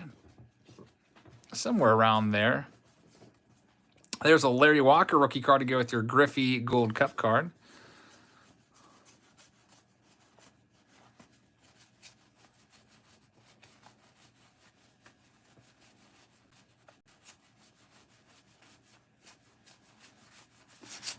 Come on, Thomas. There's Smoltzy. Zach says, Jazz, Big Hurt is my favorite all-time player. If you ever find his Topps Tiffany for a great price, I will pay you handsomely for it. Thanks for all you do. Zach, thank you very much. I'll keep my eye out if I ever see that card in a Tiffany. That's a really nice card. I'll tell you what, your best chance to find that card is going to be at probably like a big-time card show like the National or something like that, where there's lots of different dealers with all different kinds of stuff. You could also find it on eBay, but if you don't want to pay the eBay price, you want to get it a little cheaper, you're probably going to have to buy it at a card show. Maybe get lucky. I'll keep my eye out. If I come across it in my travels, I'll pick it up for sure and keep you in mind. Christopher says, down to 36 cards needed for 2020 update. Do you think I should buy remaining singles or keep buying sealed product? What would be better? You got 36 cards left, all right? So how much is it going to cost you to buy the singles? Honestly, if I could, it's probably going to take you, I don't know how many more blasters you're going to have to buy or whatnot. Maybe just buy a retail box for $50. I think you can get a retail box of 24 packs for around $50 or so.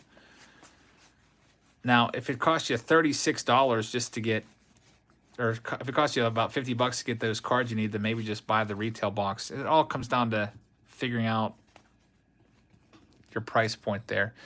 If someone's going to sell you 36 cards, maybe I'll tell you what I would do is contact one of those guys on eBay that's like a set builder guy and say, hey, I need 36 cards, but I don't want to pay $1 a card. Can we maybe work out a deal where we do 50 cents a card or something like that? A Mess of Things says 12 years for me to get to 1,000. A Mess of Things, thank you very much. Hey, you're there now, man. And Chris says, free of charge. You also could probably find other people out there that would just trade with you. If you're on my Patreon page, feel free to use the community tab to just say, hey, I'm looking to do a trade and I'm looking for these cards, and just set up a trade there. You could, that goes for anybody. If you're on Patreon, use that community tab and just post, hey, I'm looking for these cards, and work some trades. It's one thing you could definitely use the page for as well. Dustin says, hey guys, let's hit 600 likes. Wow, we're almost at 600 likes. Very, very nice of you guys hit the like button. That is a lot of likes for sure. Thank you very, very much. Ron Gant. Isaac says, watch him pull a no name in front in the last pack of the night. Wouldn't that be something? I would just be thinking, why did I not just open that box first?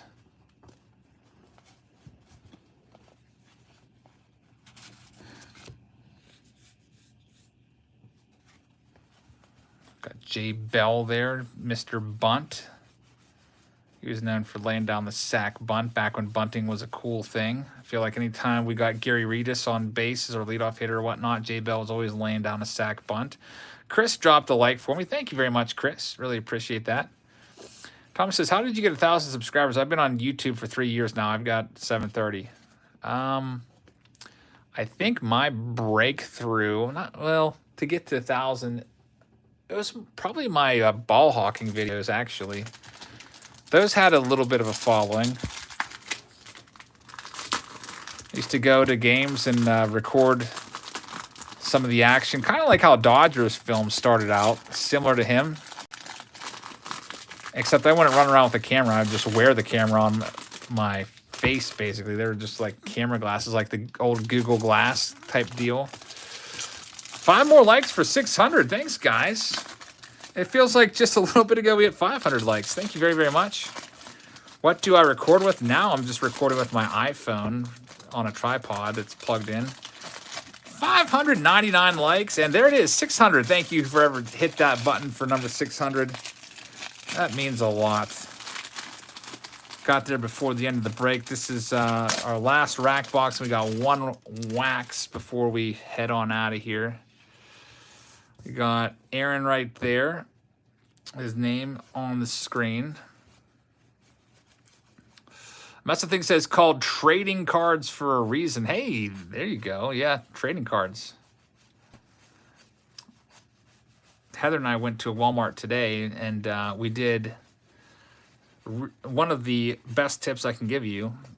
We put that into place, went to customer service and said, hey, you guys have any sports cards? She's like, nope. And then asked when they came, and she's like, well, it's very sporadic. Sometimes he comes... She said that he shows up whenever. That's Barry Bonds. Jacob, yes, he is. There's Billy Swift. A triple play is almost to 600. Congrats, man. Glad to see the bump. Kent Herbeck, John Smoltz. There's Chris Sabo. I guess he got his gold cup card in 1989 Topps. Todd says, I've seen 1,000 likes on a Jabs video before. I feel like we hit the 1,000 likes with... was that 2011 Topps update? Bonds 90 worth anything, says Rock? It's probably worth about a quarter. Not that much. All right, Aaron, let's go ahead and see what we can find from your next run of packs here, if I can get them opened. Some rack packs just don't like to cooperate, and this is one of them. Heather's got the link again to a mess of things. I hope you'll check his channel out.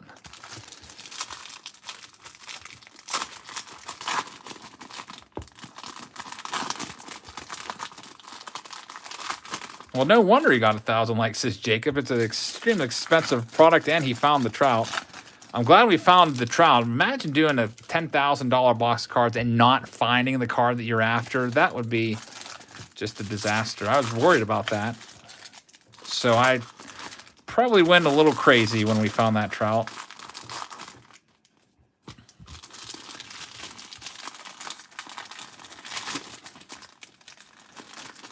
Man, this top pack and all these just does not want to open up. All right, let's start searching through this. Remember KB Toys? They used to have stacks. I used to love KB Toys. That was a great store. Used to buy our Nintendo NES games there. Jabber says that 72 box still hurts his insides. Yeah, that's terrible. That was awful. Absolutely awful. I don't even want to think about it. Edgar Martinez, Hall of Famer. Did I pull the George Bush card yet? Nope. As I understand, that's not in packs. That was, they only made 100 cards, and those were given to the White House, and some of them found their way out of the White House. Either they were stolen or what. I don't know the story behind it fully, but they're very, very rare. What in the world happens to all this base? Your wife must have a lot more basement storage than me. I've got a really big basement, and it's all finished down there. Half of it is devoted to storage of all the cards. Nolan Ryan, bit of a bum corner on that one, unfortunately. Must have been in the corner of the box. I probably have about, I don't know, 12 shelving units down there, all filled with cards. Like the 5 shelving units, 5 tiered shelving units. I bought them at Walmart for like $40 a pop back in the day. All right, Aaron, here's your next one.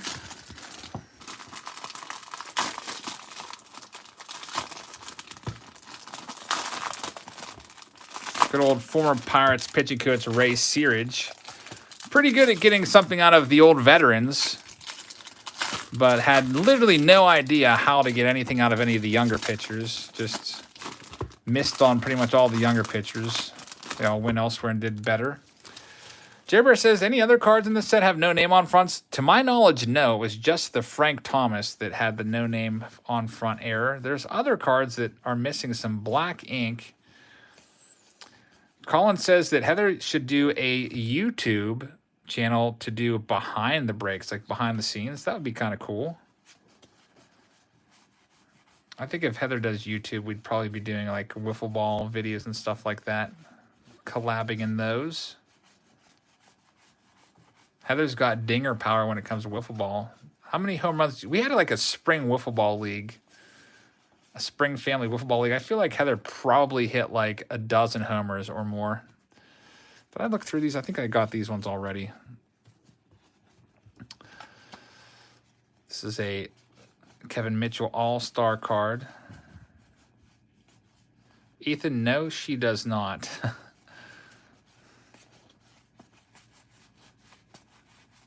Jeff King, Tim Cruz. Miguel says that I just found out that my all-time favorite Tiger, Chet Lemon, played for the Hermosillo Najaneros, where I am currently working. I am very happy right now. That's pretty cool. David says, you should win YouTuber of the Year. Thank you, David. I really appreciate that. Todd K says, I used to love Tobacco Village. Are you serious, Todd? You went to Tobacco Village? I used to go there all the time. Every time we went to the mall, we would always go to Tobacco Village and pick up packs of cards. They used to have like, I don't know, like a 5,000 count box there of singles as well. We used to love the smell of that store. That store's still around. It's still in the mall, though they haven't sold sports cards in years, probably decades. Yep, always had that bald guy there with the glasses working there. That was like our first LCS that we ever went to. It wasn't really an LCS, but it was awesome. Good old Tobacco Village for cards. All right, Aaron, let's check these out and see what we've got.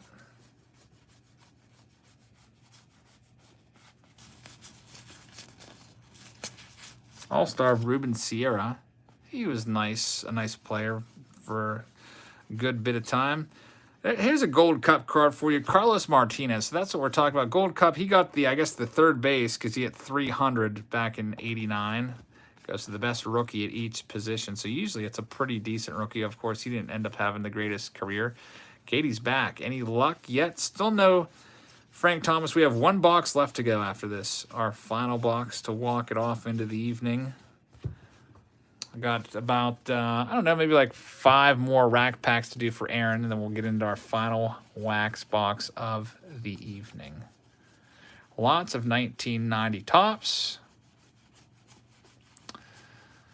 Frank Robinson, Edgar Martinez. When's the last time? There's Sammy Sosa rookie card. He's coming up for Aaron. Congratulations. When's the last time you pulled a Thomas tonight? We came up empty in box number 9. Box number 8 for Jared, though, I think may have had a Frank Thomas. Maybe not. We're about due for one. And I hope when we find him, there's a big old blank where his name is supposed to be.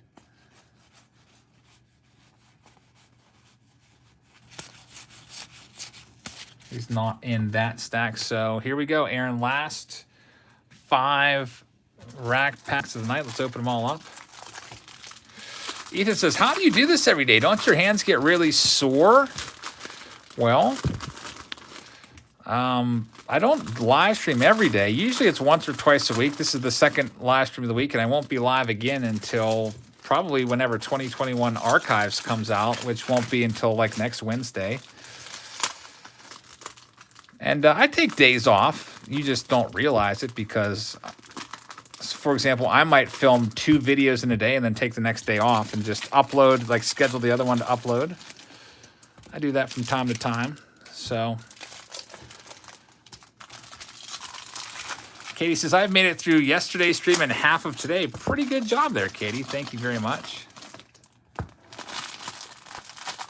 PSA Pop Report says 102 George Bush cards and 13 with the White House issue designation were made. That's a card that I've never seen or never held either. I think I saw a picture of it once. Very, very valuable card. Revo says, finally got some Topps Holiday at Walmart. Good job. We'll have Topps Holiday in the Face-Off Friday tomorrow. Hopefully we can find an auto hit. We found an auto hit in our retail review of it, or our preview video, which was pretty nice. Those autos are tough to come by. Chris says, if you were the Pirates GM, would you have given up Josh Bell? Nope, I would not have. If I was the GM, I'd be trying to build a winner instead of continuously dumping salary. I mean, it's got to be tough to do with a cheap owner that doesn't want to pay. So if the owner's like, I'm not paying Josh Bell's $5 million salary, I mean, what else are you going to do, I guess? It's either Josh Bell goes or you go at that point, because the owner's going to want to get that profit. All right, Aaron, let's finish up your box, and then we got one more. Lance says he's ready for Face-Off Friday. Me too. Can't wait to film that. Darren says, how many female collectors out there? Memories of your dad in the 80s and 90s. I bet you we've got, out of all of our subscribers, about 5% are female.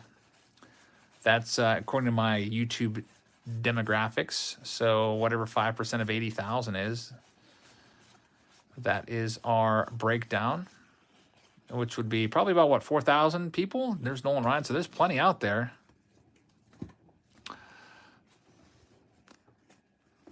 How do you have time to video when you travel a lot? Well, again, sometimes I take days off. Like, for example, I'll probably do a couple videos, and it, like, if I was traveling for a, say I'm going away to look for cards, I might have the video for that day already filmed and scheduled to be uploaded. But yeah, like a lot of my videos, I try to keep them around 20 minutes or less. So it's not that hard to film maybe like 2 videos in a day and upload one and then schedule the other. I definitely would not be able to do 4-hour live streams every day. That would, I probably spent about 6 hours today sleeving cards from last night. That would just be too hard to keep up with everything. These 90 Topps cards, I'm going to probably just box these all up within, but I'm not going to sleeve these. The top cards I'll sleeve, but the commons, just going to go in probably 400, 500 count boxes and shipped off in flat rate boxes.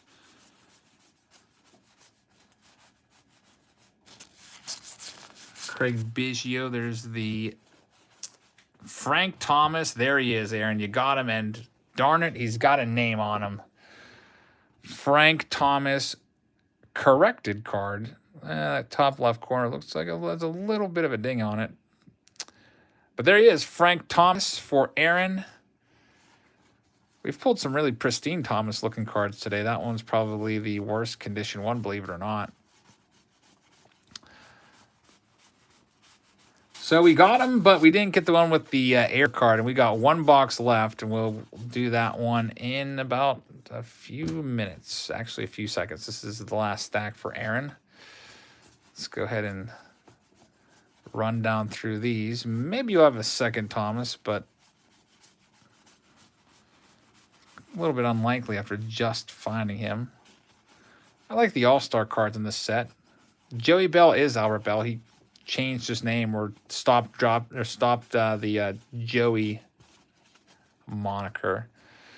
All right, last box of the night. It's spot number 10. It's going to I don't know who. What happened was I found this extra box down in my my chest of boxes or whatever you want to call it. Oh, there's another 90 Topps box. We might as well open that with the others. So this one is not from the Triple Play Vintage collection. As you see, there's no $35 price tag on there. So I did send a couple invoices to some folks to see if they wanted this. They signed up for this break, and I think I sent a couple invoices before we started. And I see that Mauricio has claimed it. He was the first one. So Mauricio, you've got it. Let me go ahead and cancel the other invoices that lost out, and let me get your name on it. Best of luck to you, Mauricio. This is our final box of the night. Maybe you will be the one that gets the Frank Thomas no name on it. Odds very slim, but there's an ever so small chance. Here we go. Last box of the night. Thank you for being here, everybody.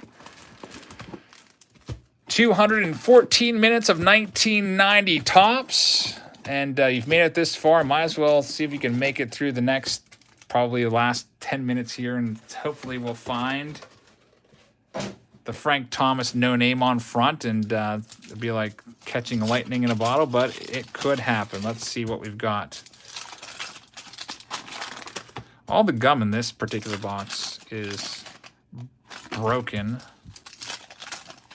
Austin said, I just had a long phone call. Always seem to make it back for the last box. Let's see if we can hit some last box magic for Mauricio in this episode of Throwback Thursday. By the way, if you like the old stuff, we have a whole playlist of Throwback Thursdays. So you can see all kinds of old stuff being opened up. Everything from, like, I think our oldest video now is 55 top set break, all the way up to boxes from the late 70s and early 80s. Whole bunch of stuff. All right, so here we go. 10 more minutes about. Let's see what we can do. Make our last 10 minutes good. Thank you very much for being here again tonight, everybody. Hopefully everybody had a very nice Thursday. Hopefully you have a great weekend as well. For some of you, like I said, a 3-day weekend with Martin Luther King Day. You might be off work. I know that I'm off work on Monday for Martin Luther King Jr. Day. 3-day weekend for me. We'll have Mystery Box Monday for you on Monday, doing the Monster Mystery Pack. Braden says, anyone else find it satisfying just to flip through a big deck of cards? I could do that for hours on end. That's what we're doing tonight, right now. Some big decks of cards here. I don't know how many thousands of cards we've gone through tonight, but it is a lot. So nothing so far on Mauricio's first stack. So we can find in our second stack here. NCJ says, vintage set breaks are a great concept. All right, Ike, thank you very much. I will look out for that. I haven't checked my email today, but I will definitely note that it's in there and get your stuff sent out to you soon. Just so many things I have to ship regularly. My prospect with Ethan Hearn, good prospect. I know Taylor Hearn, former Pirates pitching prospect. He went to the Rangers, but I don't know much about Ethan Hearn. You want to direct that question at Austin Farmer. There's Barry Bonds.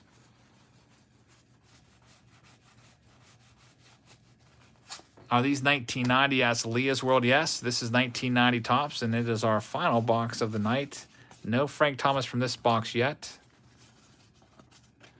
Jacob says, so Jabs has to find a shop in Michigan to be able to find this. Well, we went to a border state there. Ohio does border Michigan, technically, so I guess we didn't go far enough, but we're not done yet. We still have 3 stacks left.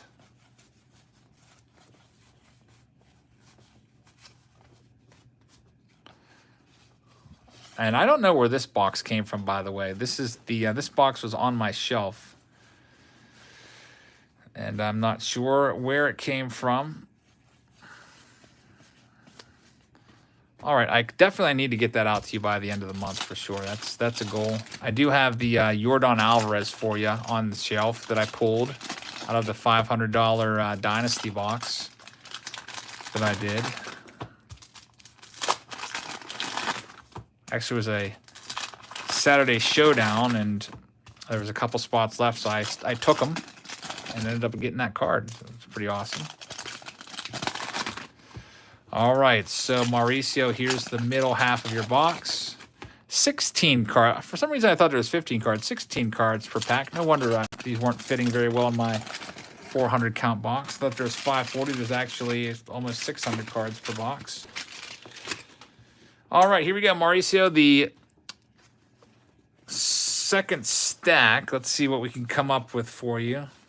Barry Bonds again.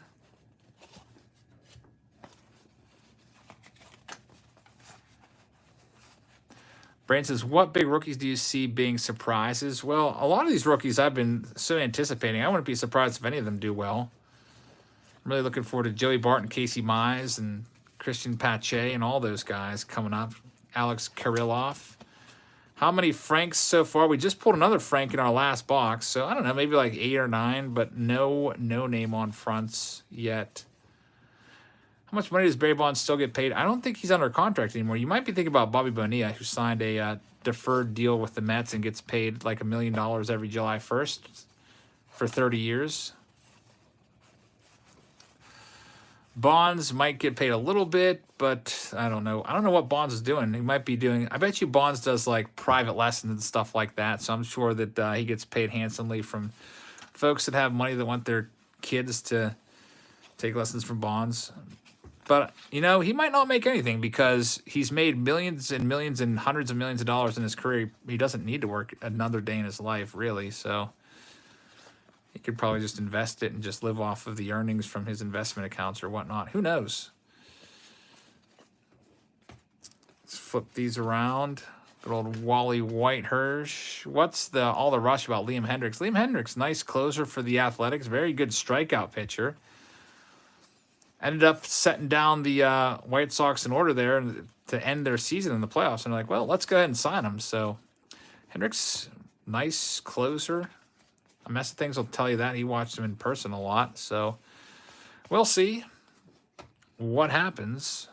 Maybe he'll be on the mound for the final out of the 2021 World Series. It'll be interesting. There's a record breaker. Good old Jerome Walton there. Chuck Krim. Tony Gwynn. Lots of Hall of Famers. No rookie cards from this box yet. There we go.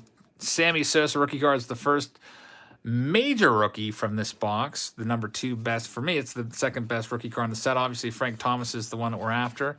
Yeah, Timmy, T-Time, he was the hitting coach for the Marlins. I believe that was back when Giancarlo Stanton was on the Marlins. But I think it was after a year he moved on, so he didn't last for too long down there. All right, second to last stack to find the Frank. We're running out of time.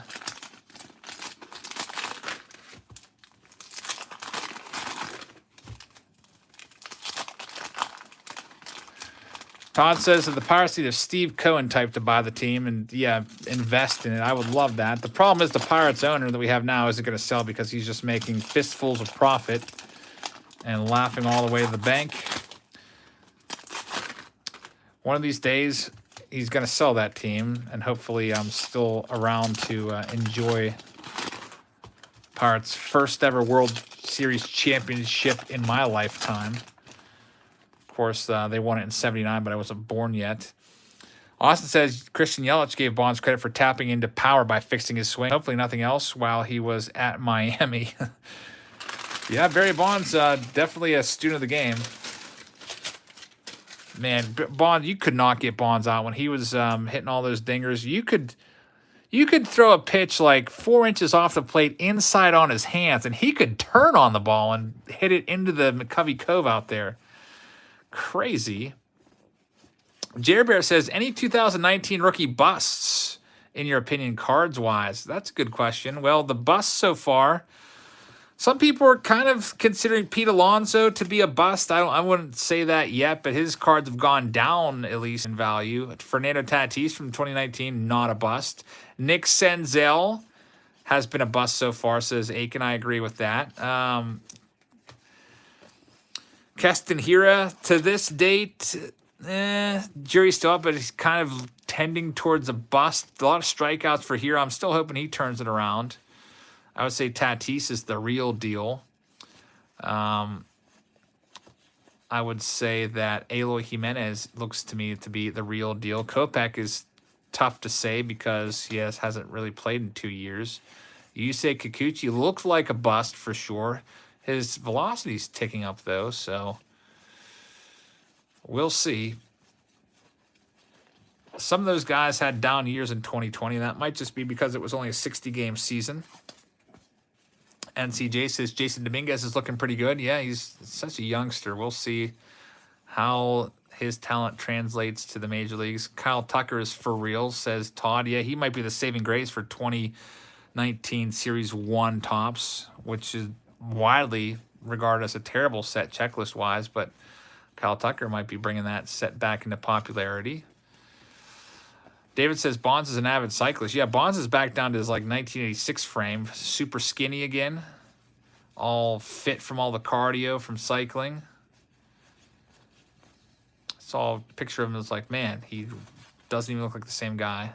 Justice Sheffield would be in the probably the bust category for now. At least like not a star yet. I don't know if people were really expecting him to be a major star anyway at the time, though, so I don't know if you could consider him a bust. 357 said, I also heard about Kopech. He was married to a model and now divorced, and that's why he sat out 2020. Yeah, he definitely was having some issues there, some family issues. I read that as well. All right, so Mauricio, we are getting into your final stack after this one. Bust of 2018, says Andy. I got to put Ohtani on that list. I think Kopech, I don't know. Kopech might be more suited for the bullpen. Austin says that there's a rumor Kopech may not come back at all as he suffers from depression. Factor him opting out, so that'd be crazy. So maybe I shouldn't have picked up those Kopech cards for 10 cents a piece. Kopech was a centerpiece in that Chris Sale deal, bringing him over from the Red Sox. And this is it, our last stack of 1990 tops of the night. We've been live now for almost 4 hours. We started a little after 7:30. It's almost 11:30 p.m. Eastern time. Thank you very much for spending all of this time with us. I really appreciate it. We won't be live again until next week with 2021 Topps Archives Signature Series. That'll be a fun one. You can buy those on, I think they're for sale right now on Steel City Collectibles. Got them up. They are $80 a box, I think. A whole case is $15.74. I'll be picking up some of those cases and breaking them for you. Haven't bought any yet, but I'll get around to doing that probably early next week. Actually, probably very soon. I got to get my order in. I have to make sure I'm able to get them on time with Martin Luther King Day. That's always an issue. With the holiday, no mail and stuff like that, that could end up setting me back a little bit. We'll see. It's supposed to come out on Wednesday. If we don't get it Wednesday, we'll break it when it shows up. That's the first actual 2021 release of the year. So here we go. Got to finish up this stack. I'm going to wash my hands of all of this dust from this gum that's been falling out of all of these videos. How about that? Constipated in Sin City says, I've liked your videos on 7 different devices. How about that? And look at this. Michael Coleman with a $99.99 super chat says, last pack mojo, let's go. Thanks, Jabs, for a great live break. Come on, No Name Michael. Thank you very, very much for the very generous super chat. I really appreciate that, man. Thank you so much. That would be so awesome if we could pull a mantle here on our way out the door. I hope that we can. Fingers crossed that we're able to. That would be probably, people always ask, what's the best pull you ever had on your channel? That would be it, if we could pull the No Name on in front. Somebody's asking about the fake mantle hat. Oh, man, you guys don't know? I used to go around to flea markets quite regularly before the pandemic, usually like every other weekend or every weekend, and looking for stuff. And I came across a Mickey Mantle hat with a fake COA, and I bought it. I didn't know that it was fake, obviously, at the time. And a lot of people were chiming in, giving me all these different clues as to why it was fake. And it turns out that we think that it was signed by the forgery artist out in San Diego that did all kinds of mantle forgeries back in the mid-90s. There was a whole 60 for 60 or whatever on ESPN. I still have it. It's up in my kitchen cabinet. I don't know what I'm going to... I thought about burning it, running it over with the car, and it just kind of got lost up there and just out of sight, out of mind. But yeah, I still have that mantle hat.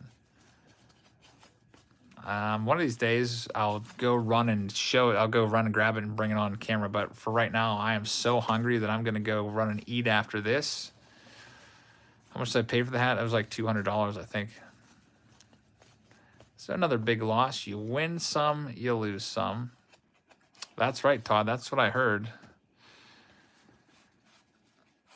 All right, come on, man. Some last stack magic, Michael. Thank you very much again for the support. I really appreciate that. Let's see if we can find them here. Again, we'll be live again on probably next Wednesday or sometime around there with 2021 Archive Signature Series. Face Off Friday tomorrow, Saturday Showdown Saturday, a random pack opening on Sunday. Monday's Mystery Box Monday. It looks like Tuesday we'll have the Big Bat Box, Diamond Edition. Wednesday next week will be the new release preview video of 2020 Archive Signature Series. Lots of stuff coming up over the next week. Hopefully you guys hit that subscribe button. Also tap that notification bell so you don't miss anything. And can we find the Thomas here on our way out the door? Last card is going to be good old Gene Larkin, looking very, very tired and sad because we did not find the Thomas. So, Gene, I've got the same look on my face right now, buddy, that we didn't find the Thomas. I kind of expected us not to find it because it's so tough to find. It would have been like catching lightning in a bottle. Like I said, it's only 500 out there, but it was a fun search. Thank you very much for hanging out tonight, everybody. I hope you guys have a great rest of your Thursday. I hope you have a great holiday weekend there, 3-day weekend for all you guys. We'll have videos for you every day. Make sure you check back so you don't miss anything. And I will see you all tomorrow for Face Off Friday. Topps Holiday 2020 against Topps Holiday 2019 against Chrome. A mega box of Bowman Chrome from 2020. Should be fun. Hopefully we can find some good stuff in there. And I will see you all tomorrow. Good night, everybody.